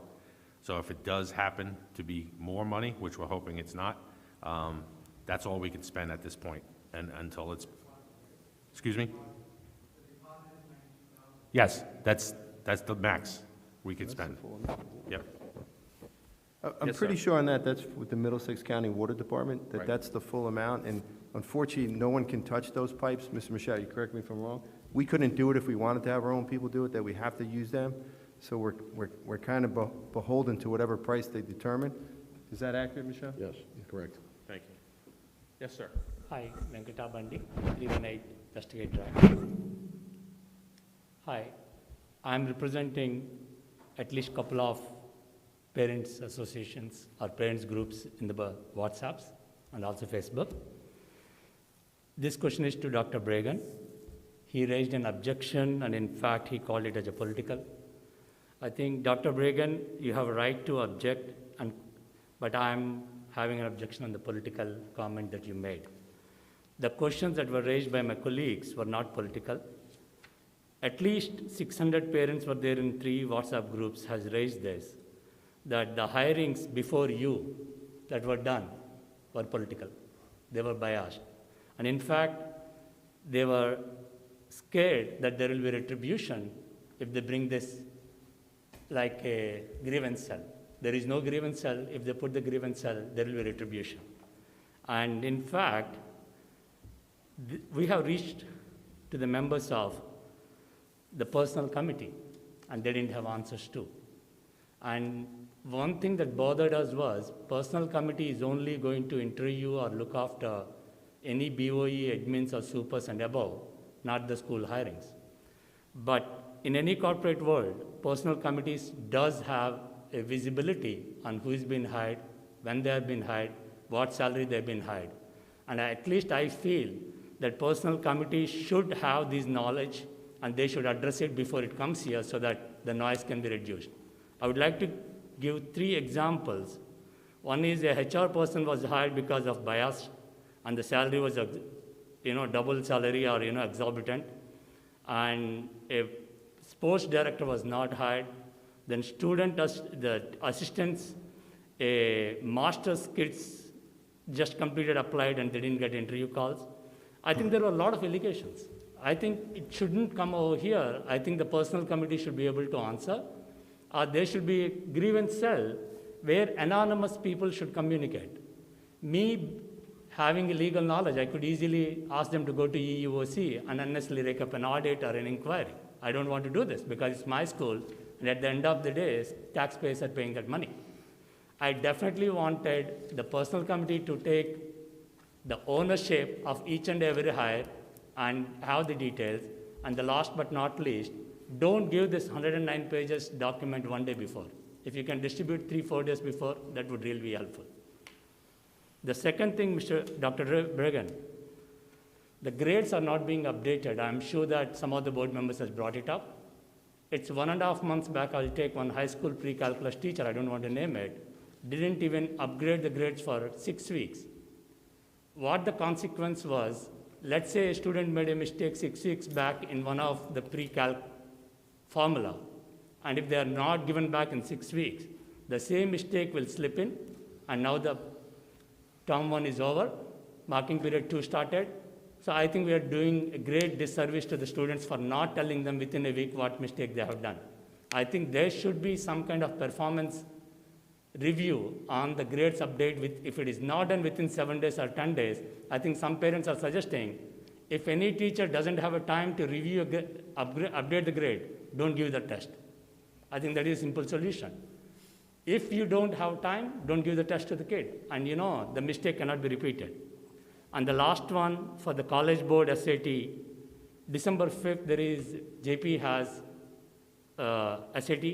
I spoke to some of the BOE members, they said they were not sure whether it is a school choice or college board choice. College board, I wrote to them, they clearly said, if the school continues, we'll continue. If the school cancels, we are canceling it. On August 29th, Edison High School, they canceled it. But the message communicated to us, no, we didn't cancel it, it's college board canceling it. Can we get some clarification, who is canceling what exam? Because August 29th, we missed the date, and we don't want to miss the December 5th date. Can we take some kind of responsibility saying that we are calling the cancellation rather than the college board cancellation? Thank you. Thank you. I'll go in reverse order. Regarding the cancellation of the SATs, we will take ownership for that. And if conditions continue as they are and we're allowed to have it, we will have it. I forget exactly the parameters for that first cancellation, but we did work with the Edison High School principal, and I think we scheduled 2 additional SATs. Is that right, Mr. Ross? That's correct. We had the SATs for 3 straight weeks in the coming months. And I know from my own child, I have a senior in high school as well, that a lot of the SATs were canceled across the state, so that we provided availability at Edison High School and as well as J.P. Stevens to help address that need. So I don't anticipate that being canceled unless powers outside of me tell us that we have to do that. Regarding the grades not being updated on a regular basis, I can't support that, and we will address that. If any parent has an individual concern, please go to the teacher, the principal first, and then you can go directly to me. I agree, if people don't get feedback, they can't adjust their performance accordingly, especially if it's in between assessments. So the expectation would be those grades and that feedback is in a timely manner so that students can adjust and see where their performance needs improvement and maybe get that extra help so the next assessment will be more successful. We will look into that today.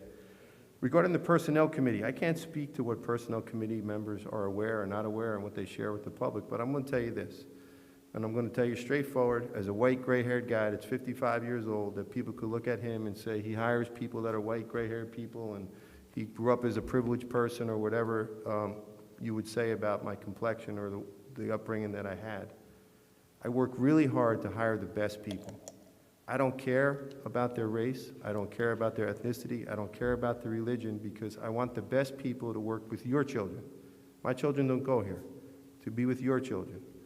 And when we can, we try to look for people that reflect the complexion of our community. I think it's important to have role models that are reflective of our society and the town in which we work. And we do. I've been here since about a year now, and I've worked really hard to continue to try to do that. I've worked with the Personnel Committee, and I don't think I've tried to pull anything over their eyes or done anything that was any degree of malfeasance. I want to be above board. I want to hire 2 things: the best people and the most diverse population I can, because I think that's what makes this country great. The diversity that we have in this town is second to none. People talk about diversity in other communities, and they're often communities of one particular minority or not. We are an extremely diverse community. It is our strength that we can pull from all different resources. It's also one of our weaknesses that we have to learn to get along and understand the strengths and weaknesses that come with each group. And perhaps there are times we have to look different ways to support different groups, both academically and in employment. So we will do that. We do work with the Personnel Committee. The policies that are set forth in place by the board is any position that's assistant principal or higher, the Personnel Committee does interview candidates. And they give me the charge to bring them finalists, which I've heard. We've brought good finalists and people that they can look at and review. If at any point the Personnel Committee wants to delve deeper, look at resumes and do that, I'm not adverse to that. I have nothing to hide. I'm a transparent person. I want to do the best for all of you, for this community, and I'm committed to that, sir. So you have my word on that. I can't speak to what happened before I got here, but I could speak to moving forward. We're going to do our best every day. Thank you. Thank you. Is there any grievance set? Because a lot of... You have to come to the, back up to the mic, please. Excuse me? No. Yes. I think, Dr. Bregan, I just want you to acknowledge that we are non-political. We are just parents group. We want the best for the kids. So whatever we ask here is non-political. Even though any BOE members, you can ask them, they will say that we have not belongs to, we don't belong to any political party. That is number one. The second thing is the grievance cell. The retribution and retaliation is the key. If somebody goes and says to, let's say the Ralph, I'm picking up, saying that, okay, I applied, I've not got a call, and if Ralph brings my name, so I may be, Understood. I should be worried that, I may not get called further because there will be retribution.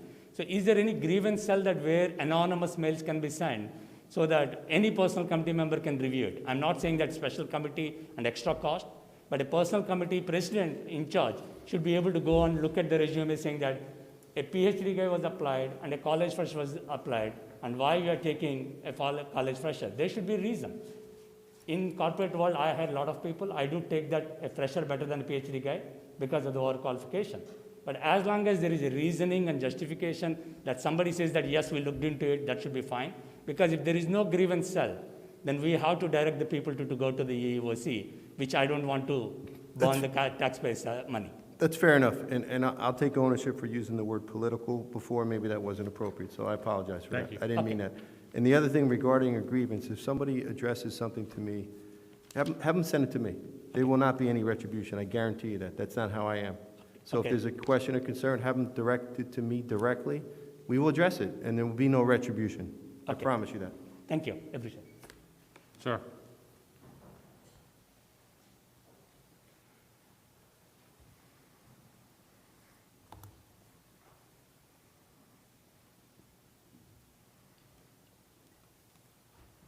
Tony Pasquale, 2 Pine Street. Excuse me.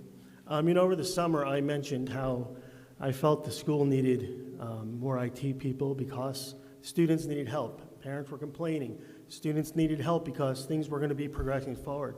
And I think it's really irresponsible that 3 board members, and this was mentioned on a WhatsApp group to Mr. Shi, and, oh, I hope your team can do this for us. Well, obviously, that was proven tonight by having Mr. Shi and 2 other people who are his team also agree to table this with the IT groups. How dare you take away something that the kids and the parents need during this time of COVID, where they need help at home with their computers and technology. We have been waiting for so long for this time for IT people, and you just want to table it. For what reason? What reason? You talk about practices of hiring practices that are issues. Well, where's the proof? We have other people that talk about hiring practices, issues on the board or in the school district. Where is the proof? Okay, I don't know. Gentleman says he is representing WhatsApp parents. I'm on WhatsApp.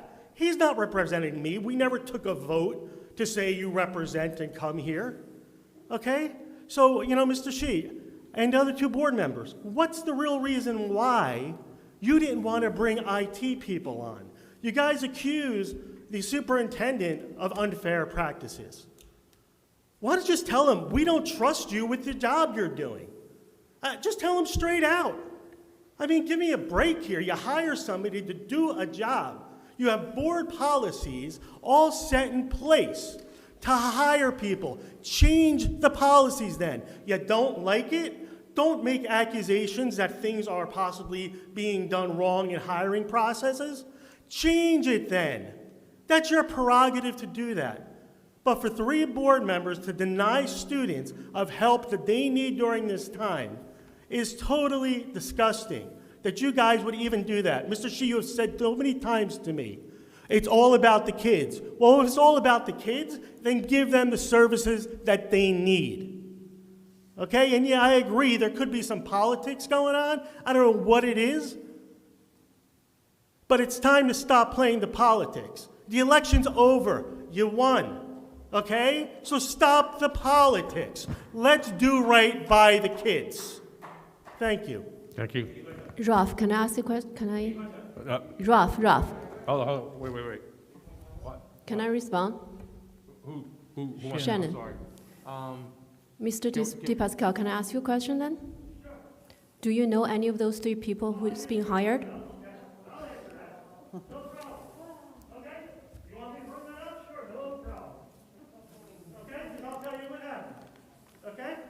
Over the summer, I was looking for a job. I saw on the Edison School District that there was a tech position open. I was going to apply for it, but I got a job. So I told my nephew, apply for the job. He did. He had 4 interviews. He's well qualified. You want to see his resume? Look at his resume. He did it all on his own. I didn't do anything for him. I didn't tell anybody hire him because I knew there would be questions. He got hired. Why? Because he's qualified. If you have something different, then tell me something different. Why else was he hired? Tell me. I don't. I'm simply asking a simple question that do you know Okay. any of those 3 members? I do know. He's my nephew. Thank you for answering Okay. that. And Okay. also, I have a question. Do you know that you said we need technology people, but our students have personal laptop for the last I had 10 parents years. ask me for help personally, okay? I You see agree. it on That's totally Facebook possible. That they need help. Yeah. So what's the Okay. problem? Do we have a huge number jump in in students who need technology help? Do Obviously, we you don't have know a data? technology, okay? You don't know technology. I'm a professional technology person, works for a corporation. Our people who are adults need a lot of help. I help them. So if adults need help, would you think that kids would not need help? Do you pay attention to the parents that are saying they need help? Obviously, you don't. I'm just saying, kids have computer for the last 10 years, have They personal are computers. home now. They're It's home. different. Do we have data to back that up, that we have a huge number increase in students who needs technology help? I'm just Again, asking. have you had parents ask you for technology help? No. Okay, well, I've had a lot of parents ask me. How we many? We had a group of people set up a Facebook group for help with technology. So, really? You're really asking that question? Obviously, you're out of touch. And this with pandemic is eventually going to go away. At least I hope so. You're out of touch So with what we're the adding students 3 need. That's the permanent problem. position. I think we asked that question before. Why can't we have this hire as a contractor or some position else? Why do we hire as a permanent position, even if we know that this pandemic is eventually going to go away Again, and we survive in very well schools, without technology these top is going to positions? be increasing no matter Okay, if what. you keep interrupting me, That's then what I school don't is have any all more about. questions. Thank you. All right, thank Do you. you know the future? It's technology. Thank you, sir. Yes.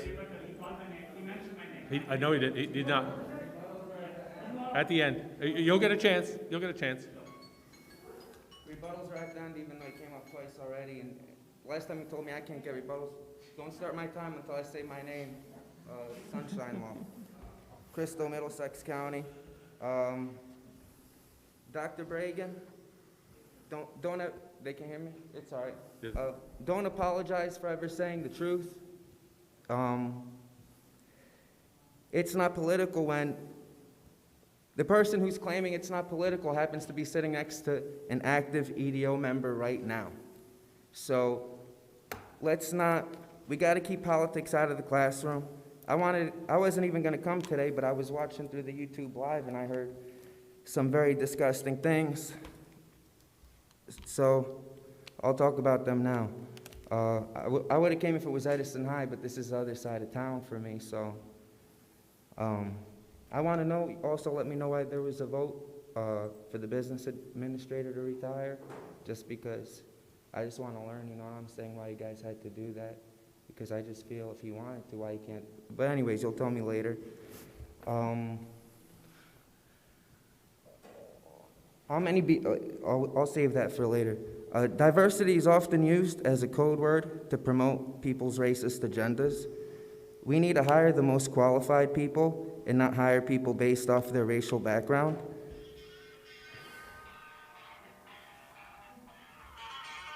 Sorry about that. I like Eric Clapton. Good song. I'll start back again. Diversity is often used as a code word to promote the racist agendas. We need to hire the most qualified people and not hire people based off their racial background. Why don't they say what they really mean? Because if he came up here and said, hire more Asians, their racism and communist ideology would be out there in the open for all to see. It would be too obvious for them to do something like that. So they have to disguise their racist agenda by pretending to be anti-racists, by claiming they want a more diversified hiring process. What do you mean by this? Do you mean let's hire less white people, black people, and Hispanic people? Don't just come up here and make comments. Be more specific in your comments when you're making them. If I'm going to hurl an accusation, I'll come, Jerry knows, I come full force with my accusation. I don't hide nothing. You guys got to keep your radical left-wing politics out of the classroom. I shouldn't even be talking about this right now. There's more important things to discuss, but again, people are bringing their left-wing radical politics. I understand, you know, these days it's disgusting. It wasn't like this when I was growing up, but 2020 is a disgusting time. We're never going to forget the campaign flyers that were disguised as racial flyers. I'll repeat that again. They were campaign flyers. They weren't actual racist. They were made that way to look that way.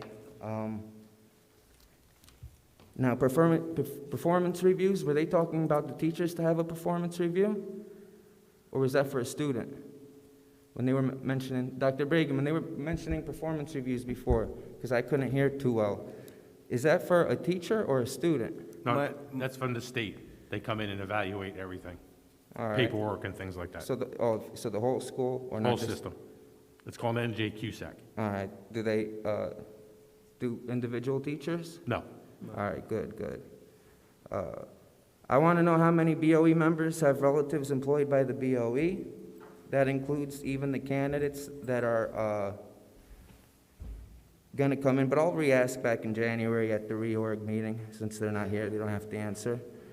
It doesn't matter if they're teachers, security guards, support staff, or just in the Edison Teachers Education Association. They could just be a retired member. I'd like to know that.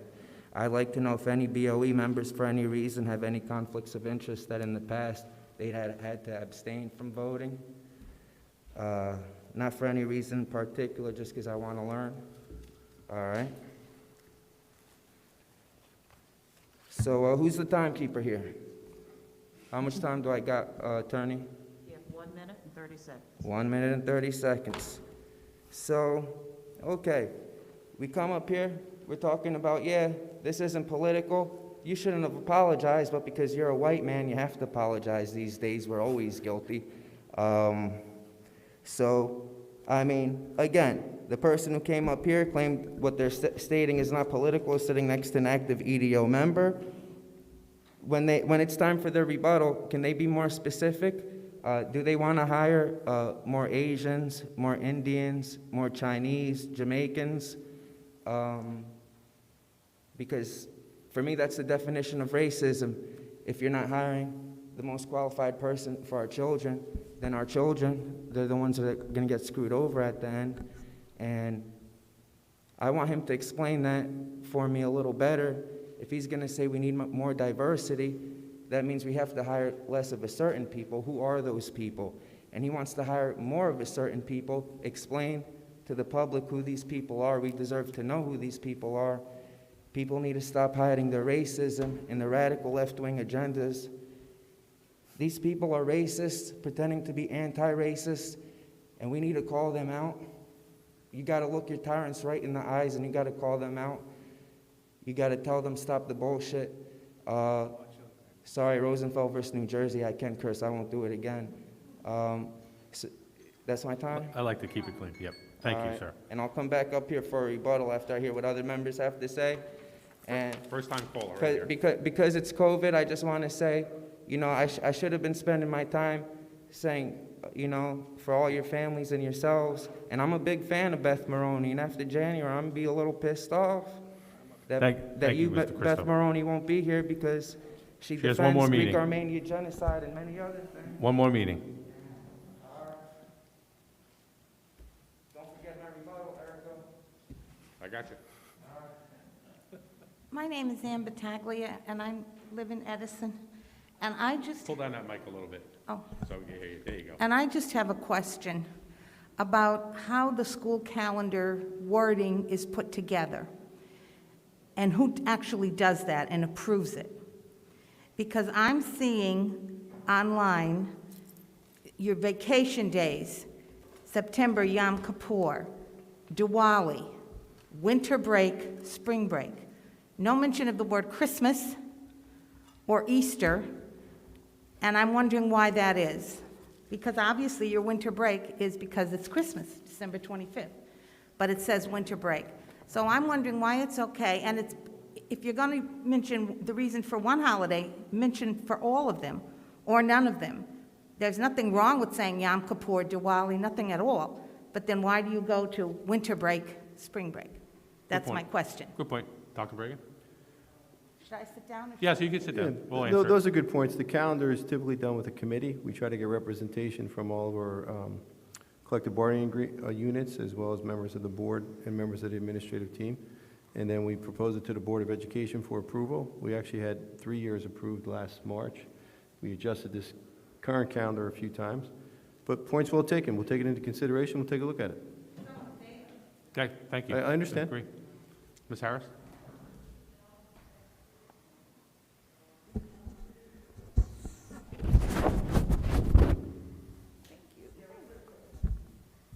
You're the best. Okay. Margot Harris, 43 Oak Hills Road. I want to take this opportunity to express my heartfelt gratitude to Dan Michaud. Dan has given almost 35 years of service, wonderful service to this district. And I'm so saddened about the fact that he is going to be leaving, especially because the circumstances have become so untenable for him to stay. And I'm in denial because I'd really like to think that there's going to be a way that he can stay with us. I'm hoping that there's some circumstance that can change that can convince him to stay and continue to serve the board as well as he has. He was a pleasure to work with when I was serving on this board. And I think the entire district and all who are served by the district owe this man a huge debt of gratitude. And I want to thank you so, so much, Dan, and hope that this really isn't going to be goodbye. So thank you. Thank you. First time speakers before I get into second. Okay, sir? And please make sure any responses are directed through me. We're not going to have it back and forth, with the audience. Yeah. Thank you, sir. It's really funny that, the Tony, last night one of my, I'm an admin for 2 WhatsApp groups. He's part of my WhatsApp group. When he was contesting, he was attacked. I have removed a couple of people who created nonsense. He was thanking me personally, thank you, admin, for removing those people. So when I do favors, he thinks it is great. Now he lost the election. We as a parents group work with only the BOE members. So last night one parent asked, The guy in the IT department hired is your relative. He said it's a privacy loss, nothing to be discussed. But now he's courageous and brought his nephew or whoever it is. So had he mentioned that, the issue would have been closed last night. Otherwise, there would not have been doubts that are still pending. The second question, I'm sitting next to the EDO person, but to be honest, I've been a 15 years registered Republican. Never stepped down to EDO office, never met any EDO member. I meet most of the BOE members because it's my right. I voted, I chose the people, it's a non-partition. Can't people see it's a non-partition BOE group, non-democratic, non-Republican? I am proud to be Republican for 20 years, but I still work with any party member because this is the only non-partition group. Otherwise, I would go and show my attitude with council or with mayor or office or others. So don't attribute that I'm sitting next to somebody. So I will go and sit somebody, a different group. Then are you going to attribute motives of that group with me? No, absolutely not. I deny those allegations. The last one is Tony. You may be a tech person. I'm a chief architect managing 12,000 people in a big multi-billion-dollar company, a banking financials company. I know what it means. 17,000, 8 people are already doing. I support Shannon that. This is already a break coming Thanksgiving, and we are also having Christmas. We don't need full-time 3 IT people. It could be temporary workers. Otherwise, after the pandemic is over, those 3 people must be sitting idle. It can be reused. You can give a lot of, because in the corporate world as an executive, I also changed my story. But Tony should have been man enough to say those things last night on the WhatsApp to stop this nonsense, and he's brave enough to come and complain about me that I won't be BOE group. Yes, I'm an admin for the BOE group. You are a member of it. If you don't like it, quit tonight. Thank you. Thank you, sir. Okay, go ahead. You only get one rebuttal, so. No, just once. He was answering a question.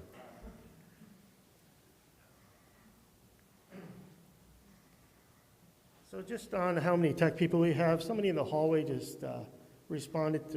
I questioned him about that, and he told me that I think the district is smaller than ours, and they have 19 tech people. So, we're how many kids? They're smaller than us, and they have 19, and we have 8. So, let's look at other districts and don't just say, hey, we only need this amount or that amount. If there's districts that have 18, 19, 20 tech people, why can't we be responsible enough to have enough tech people for us? If our tech director says we need more tech people, then let's hire more tech people. Again, it's the trust factor that the board thinks they know better than the people that we are hiring. If that's the case, then the board is irresponsible in the people you are hiring. Hire responsible people then that can make the right decisions for the district. Don't hire people and then start trying to tear apart everything that they do. My boss at my new job I started in September said to me, I hired you, I trust you to do the job, go do the job. That's what I do. He doesn't pick apart everything I do. As board members, it's again on you. Hire people you trust to do the job, or get rid of them, fire them, and get a whole new staff. But don't just come to these board meetings with accusations. That's on you guys to have the right people in place. If you don't put the right people in place, you're not doing the job that the residents have asked you to do. We have voted you in to hire the right people. So do it the right way. Thank you. Thank you, sir. Can I make a comment? You want to wait until the end, or we got one more speaker? Well, I just want to say trust and verify. That's what we are here for. We're here to hold the administration responsible, okay? Hold them accountable. That's what we're here for. We're not here to rubber stamp. We're not here to rubber stamp. We're not here to, would you come over? No, yeah, we do let them do their job, but we trust and verify, okay? What we are saying, we're not saying we're not hiring these tech people. We're saying consider them as temporary. as contractors. $47,000 on the salary and $30,000 on the benefits. We're talking about $80,000 job here. Right. It doesn't matter how much I make. I do different jobs. All right. Okay? So this is going to be permanent. It's going to be hitting us moving forward every single year. That's what the thing we're discussing here. We're not saying that we're not hiring them. You just twist the facts. Okay. Thank you, Mr. Sheik. Yes. All right, I find it highly, Crystal, Middlesex County. I find it highly suspicious that if some of my answers weren't, some of my questions weren't answered, so I'm gonna have to go back and see what they were. Were we talking about the support staff right now? Yes. So The three there were technicians. 3 hirings in the support staff? Yes, the 3 technicians. So one of them being that Anthony Di Pasquale? No. A relative of that Anthony Di Correct. Pasquale? Matthew Conway? No relation to anyone here. No relation to anyone here? And Ryan Hess? No relation to anyone here. Oh, so they're just complaining about this one? No, Well, I don't think Edison they're does complaining. have, Edison does have a history of hiring their own people, hiring family members of cops and political people all the time, but like you said, everything has to be proven. This guy could actually be very qualified, and I don't even know it. You know what I'm saying? So I'm not even gonna speak anymore on that, I'll move on. There were some other questions that I had. So how many BOE members have relatives employed by the BOE, whether they are teachers, security guards, support staff, retired members of the Edison Teachers Education Association? Do any BOE members, for any reason, have any conflicts of interest that in the past have caused them to abstain from voting for any reason?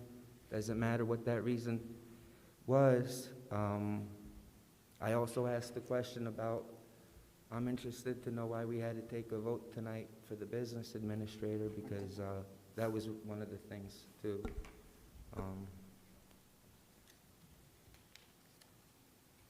How much time do I have, attorney? 4 minutes and 12. Beautiful, beautiful, all right.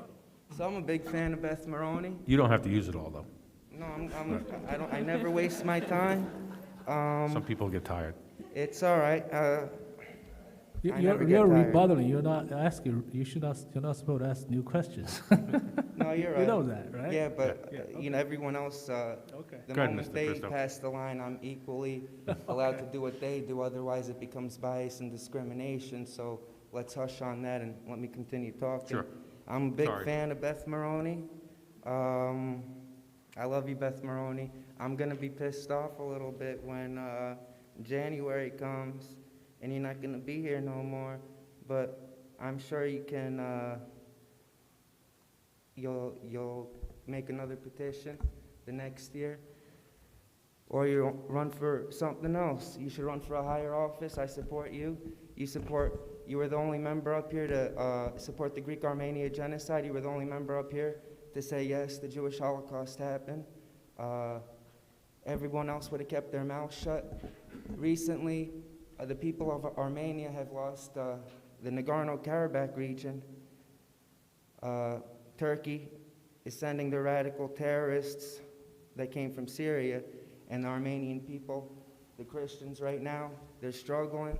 There's a genocide of the Christian people in Syria and in Armenia, and I'd like for the Edison BOE to acknowledge that. What are you gonna do? I had 4 minutes, 4 minutes is 4 minutes. It's not about left versus right. It's not about being Republican or Democrat. Some people are nationalists. Some people like to see their own people. So when I was speaking about politics earlier, it doesn't have to be American politics in the mindset that the average everyday American person wouldn't understand. I would understand it's a little bit different. In America, we have left versus right. Some people, that they're nationalists, it doesn't matter if you're a Democrat or Republican, they just vote their own people, and that's the truth of the matter. How many minutes do I have left?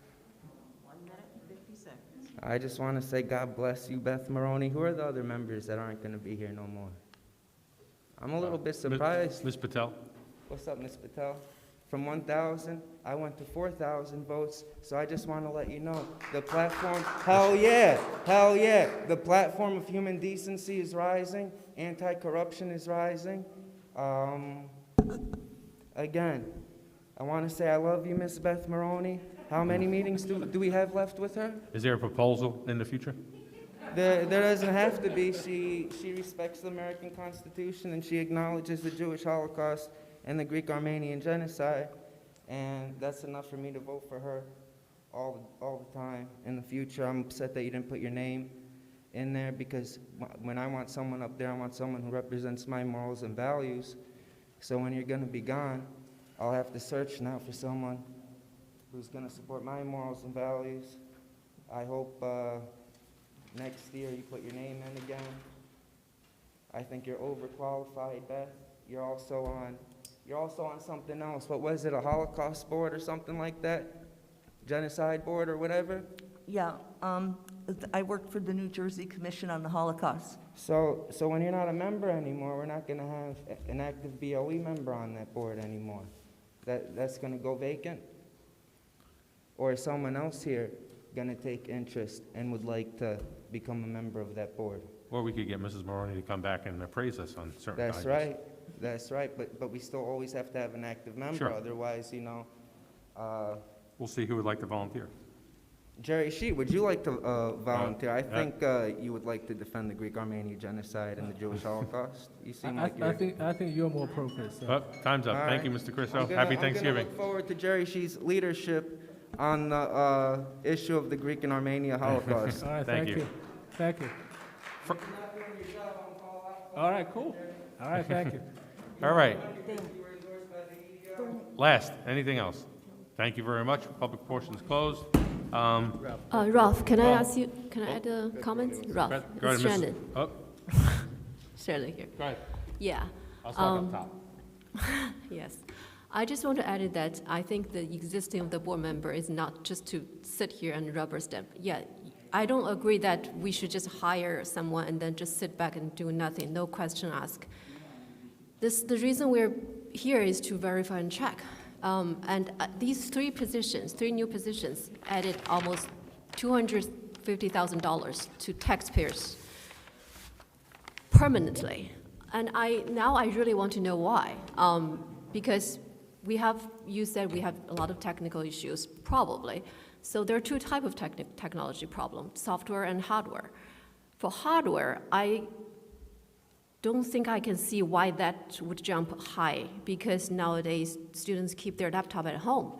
So there's less damage because they don't carry it on bus, they don't carry it around, they stay still at home. So I'm not sure I can see that hardware issue would just go up really high. So if it's software issue, then the technology support people really need to log in to the student's computer, do a real-time diagnostic, and help them either install software or debug or do something like that. I wonder how much that has happened, really, because I've been in parents group with 500 people. That gentleman right there has a WhatsApp group with 600 parents. I haven't heard anything about, a really big issue, a really big increase of software issues. So I know, Bernie, you're not the, technology guru here, so maybe this must come from a recommendation from our technology director. So I really want to see what's the data to back up this three position. Can we get some data? What's the number? What's the big number jump? What actually caused this rush to hire? We will definitely get that data, and we did discuss that with the Finance and Facility Committee. I believe it was in August, but we'll get that data, and I'll ask Mr. Barker to put that together, and we'll share it with the board. Thank you. Appreciate that. Thank you. Dr. Chen, anything? Mr. Shi? Good? Ms. Mediker? Ms. Conley? Mrs. Zaki? Good. Mrs. Kell? And Mrs. Maroney? Yes, thank you, Ralph. First of all, Christos, thank you very much for your kind words. I have to tell you, every time you come to the podium, I am very proud of you, because you're not always the most articulate, and sometimes your arguments are difficult to follow, but you know what's going on. You are a young man, an Edison product, who cares enough to come to board meetings, and that is most commendable. So thank you very much. And as Christos mentioned, the seeds in the timekeeper are rapidly dwindling for me on the board, and I would be remiss if I didn't make these comments before I go. Last week, an editorial appeared in the Star-Ledger newspaper with the headline, "Racist Flyer Roosts, Another Depressing Scandal for Edison." The Star-Ledger is one of the most recognized newspapers in the United States. It's very prestigious.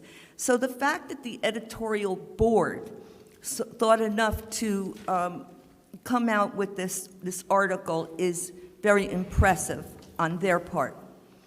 I want you to just think for a minute about the two words in the headline, depressing scandal.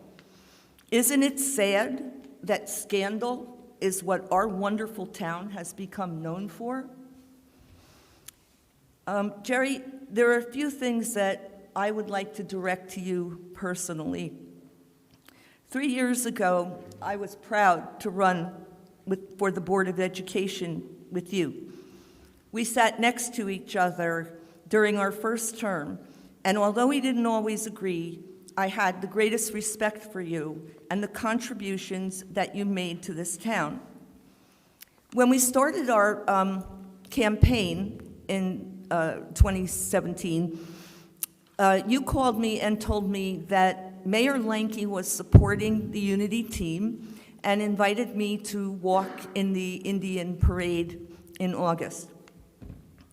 I asked him, "Are you sure Mayor Lanke is endorsing us? I've never heard of such a thing as a mayor endorsing." And, "Oh yes," he said, "we have the endorsement of the mayor."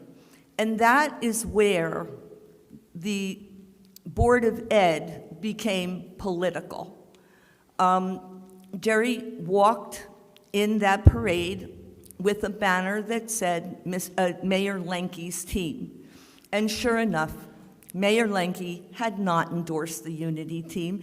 And although when we traveled with him from time to time and went to homes to campaign, and the mayor was there, he would introduce us and he would say we're a good team, but he never said, vote for these people. And then during the campaign, you started putting out flyers, and you never consulted Val or Paul or me about those flyers, and some of them were vile. In fact, you had to hire a lawyer to defend the Unity team if a pending lawsuit was filed against us. And believe me, I went nuts about that. I've never had a lawsuit filed against me, and I found out about it on the night before I was having a major surgery, and it did not feel good for me whatsoever. So the lawsuit was threatened by people who were offended by those flyers. And when I ran for the Board of Ed the first time, I ran with two very distinguished gentlemen, Kyle Toms and Dr. Chang Hui Shen, who now is at the United Nations working, pretty impressive guy. And we spent $1,000 on our campaign, $500 of which my Uncle Jerry donated to us, and we bought our signs with that. I don't know for sure how much we spent when we ran in 2017, but it was upwards of at least $20,000. Where that money came from, I couldn't tell you. I don't know. We were not included in the discussions on anything financial. So going back to that flyer, I was appalled when I saw some of these flyers coming out and the things that they said. And they were very clearly Jerry's handiwork with some of his friends. And that is why, on the day the racist flyer came out, I said to myself, Jerry did this. because Jerry knows how to write disgusting flyers.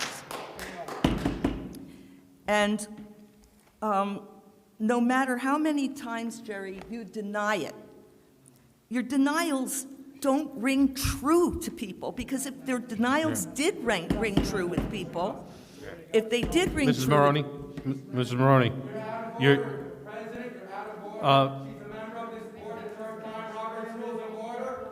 She'll get her time.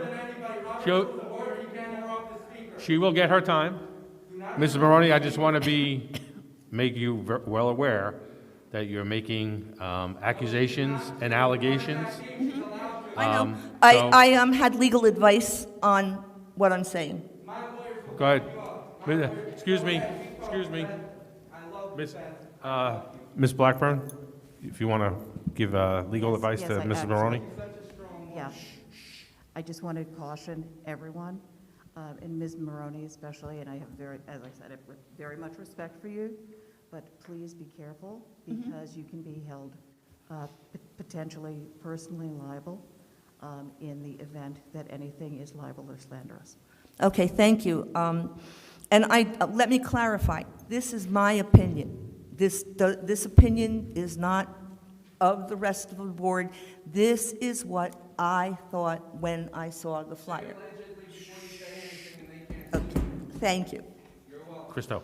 I also think, I kind of feel sorry in a way for the people who made the flyer, because they didn't think it through when they made it. They didn't think about the ramifications and how they would hurt people in Edison Township when they mailed this out. And the person who was most hurt in the incident was Falguni Patel, because she was victimized and continues to be victimized every time that flyer is brought up in public. And that is very rarely mentioned. So anyway, I just think moving forward, I would ask Jerry to be very, very careful. And the other thing I want to talk about is the 0% raise on the budget that Mr. Shee's team has proposed for next year's budget. And so the truth of the matter is, with that, withholding to a 0% increase, that we've already promised in the contracts to the people who work for us that they are getting a raise, which automatically means that the budget has to go up. Now, Mr. Shee is suggesting that we look at all the vendors, which is a good idea. It's always good to see if we can cut money there. But if you want to keep a 0% budget, something's going to have to go. And it could be teachers, and it could be paras, and it could be secretaries, and it could be nurses, and it could be custodians. We stand to lose people. We stand to lose programs by keeping to such a statement as that is. So with that, I'll close, and thank you very much. Thank you. All right. Motion to adjourn. Excuse me, no, the public portion's over, I'm sorry. Motion to adjourn. Mr. Shee and Mrs. Conway, meeting adjourned. Thank you.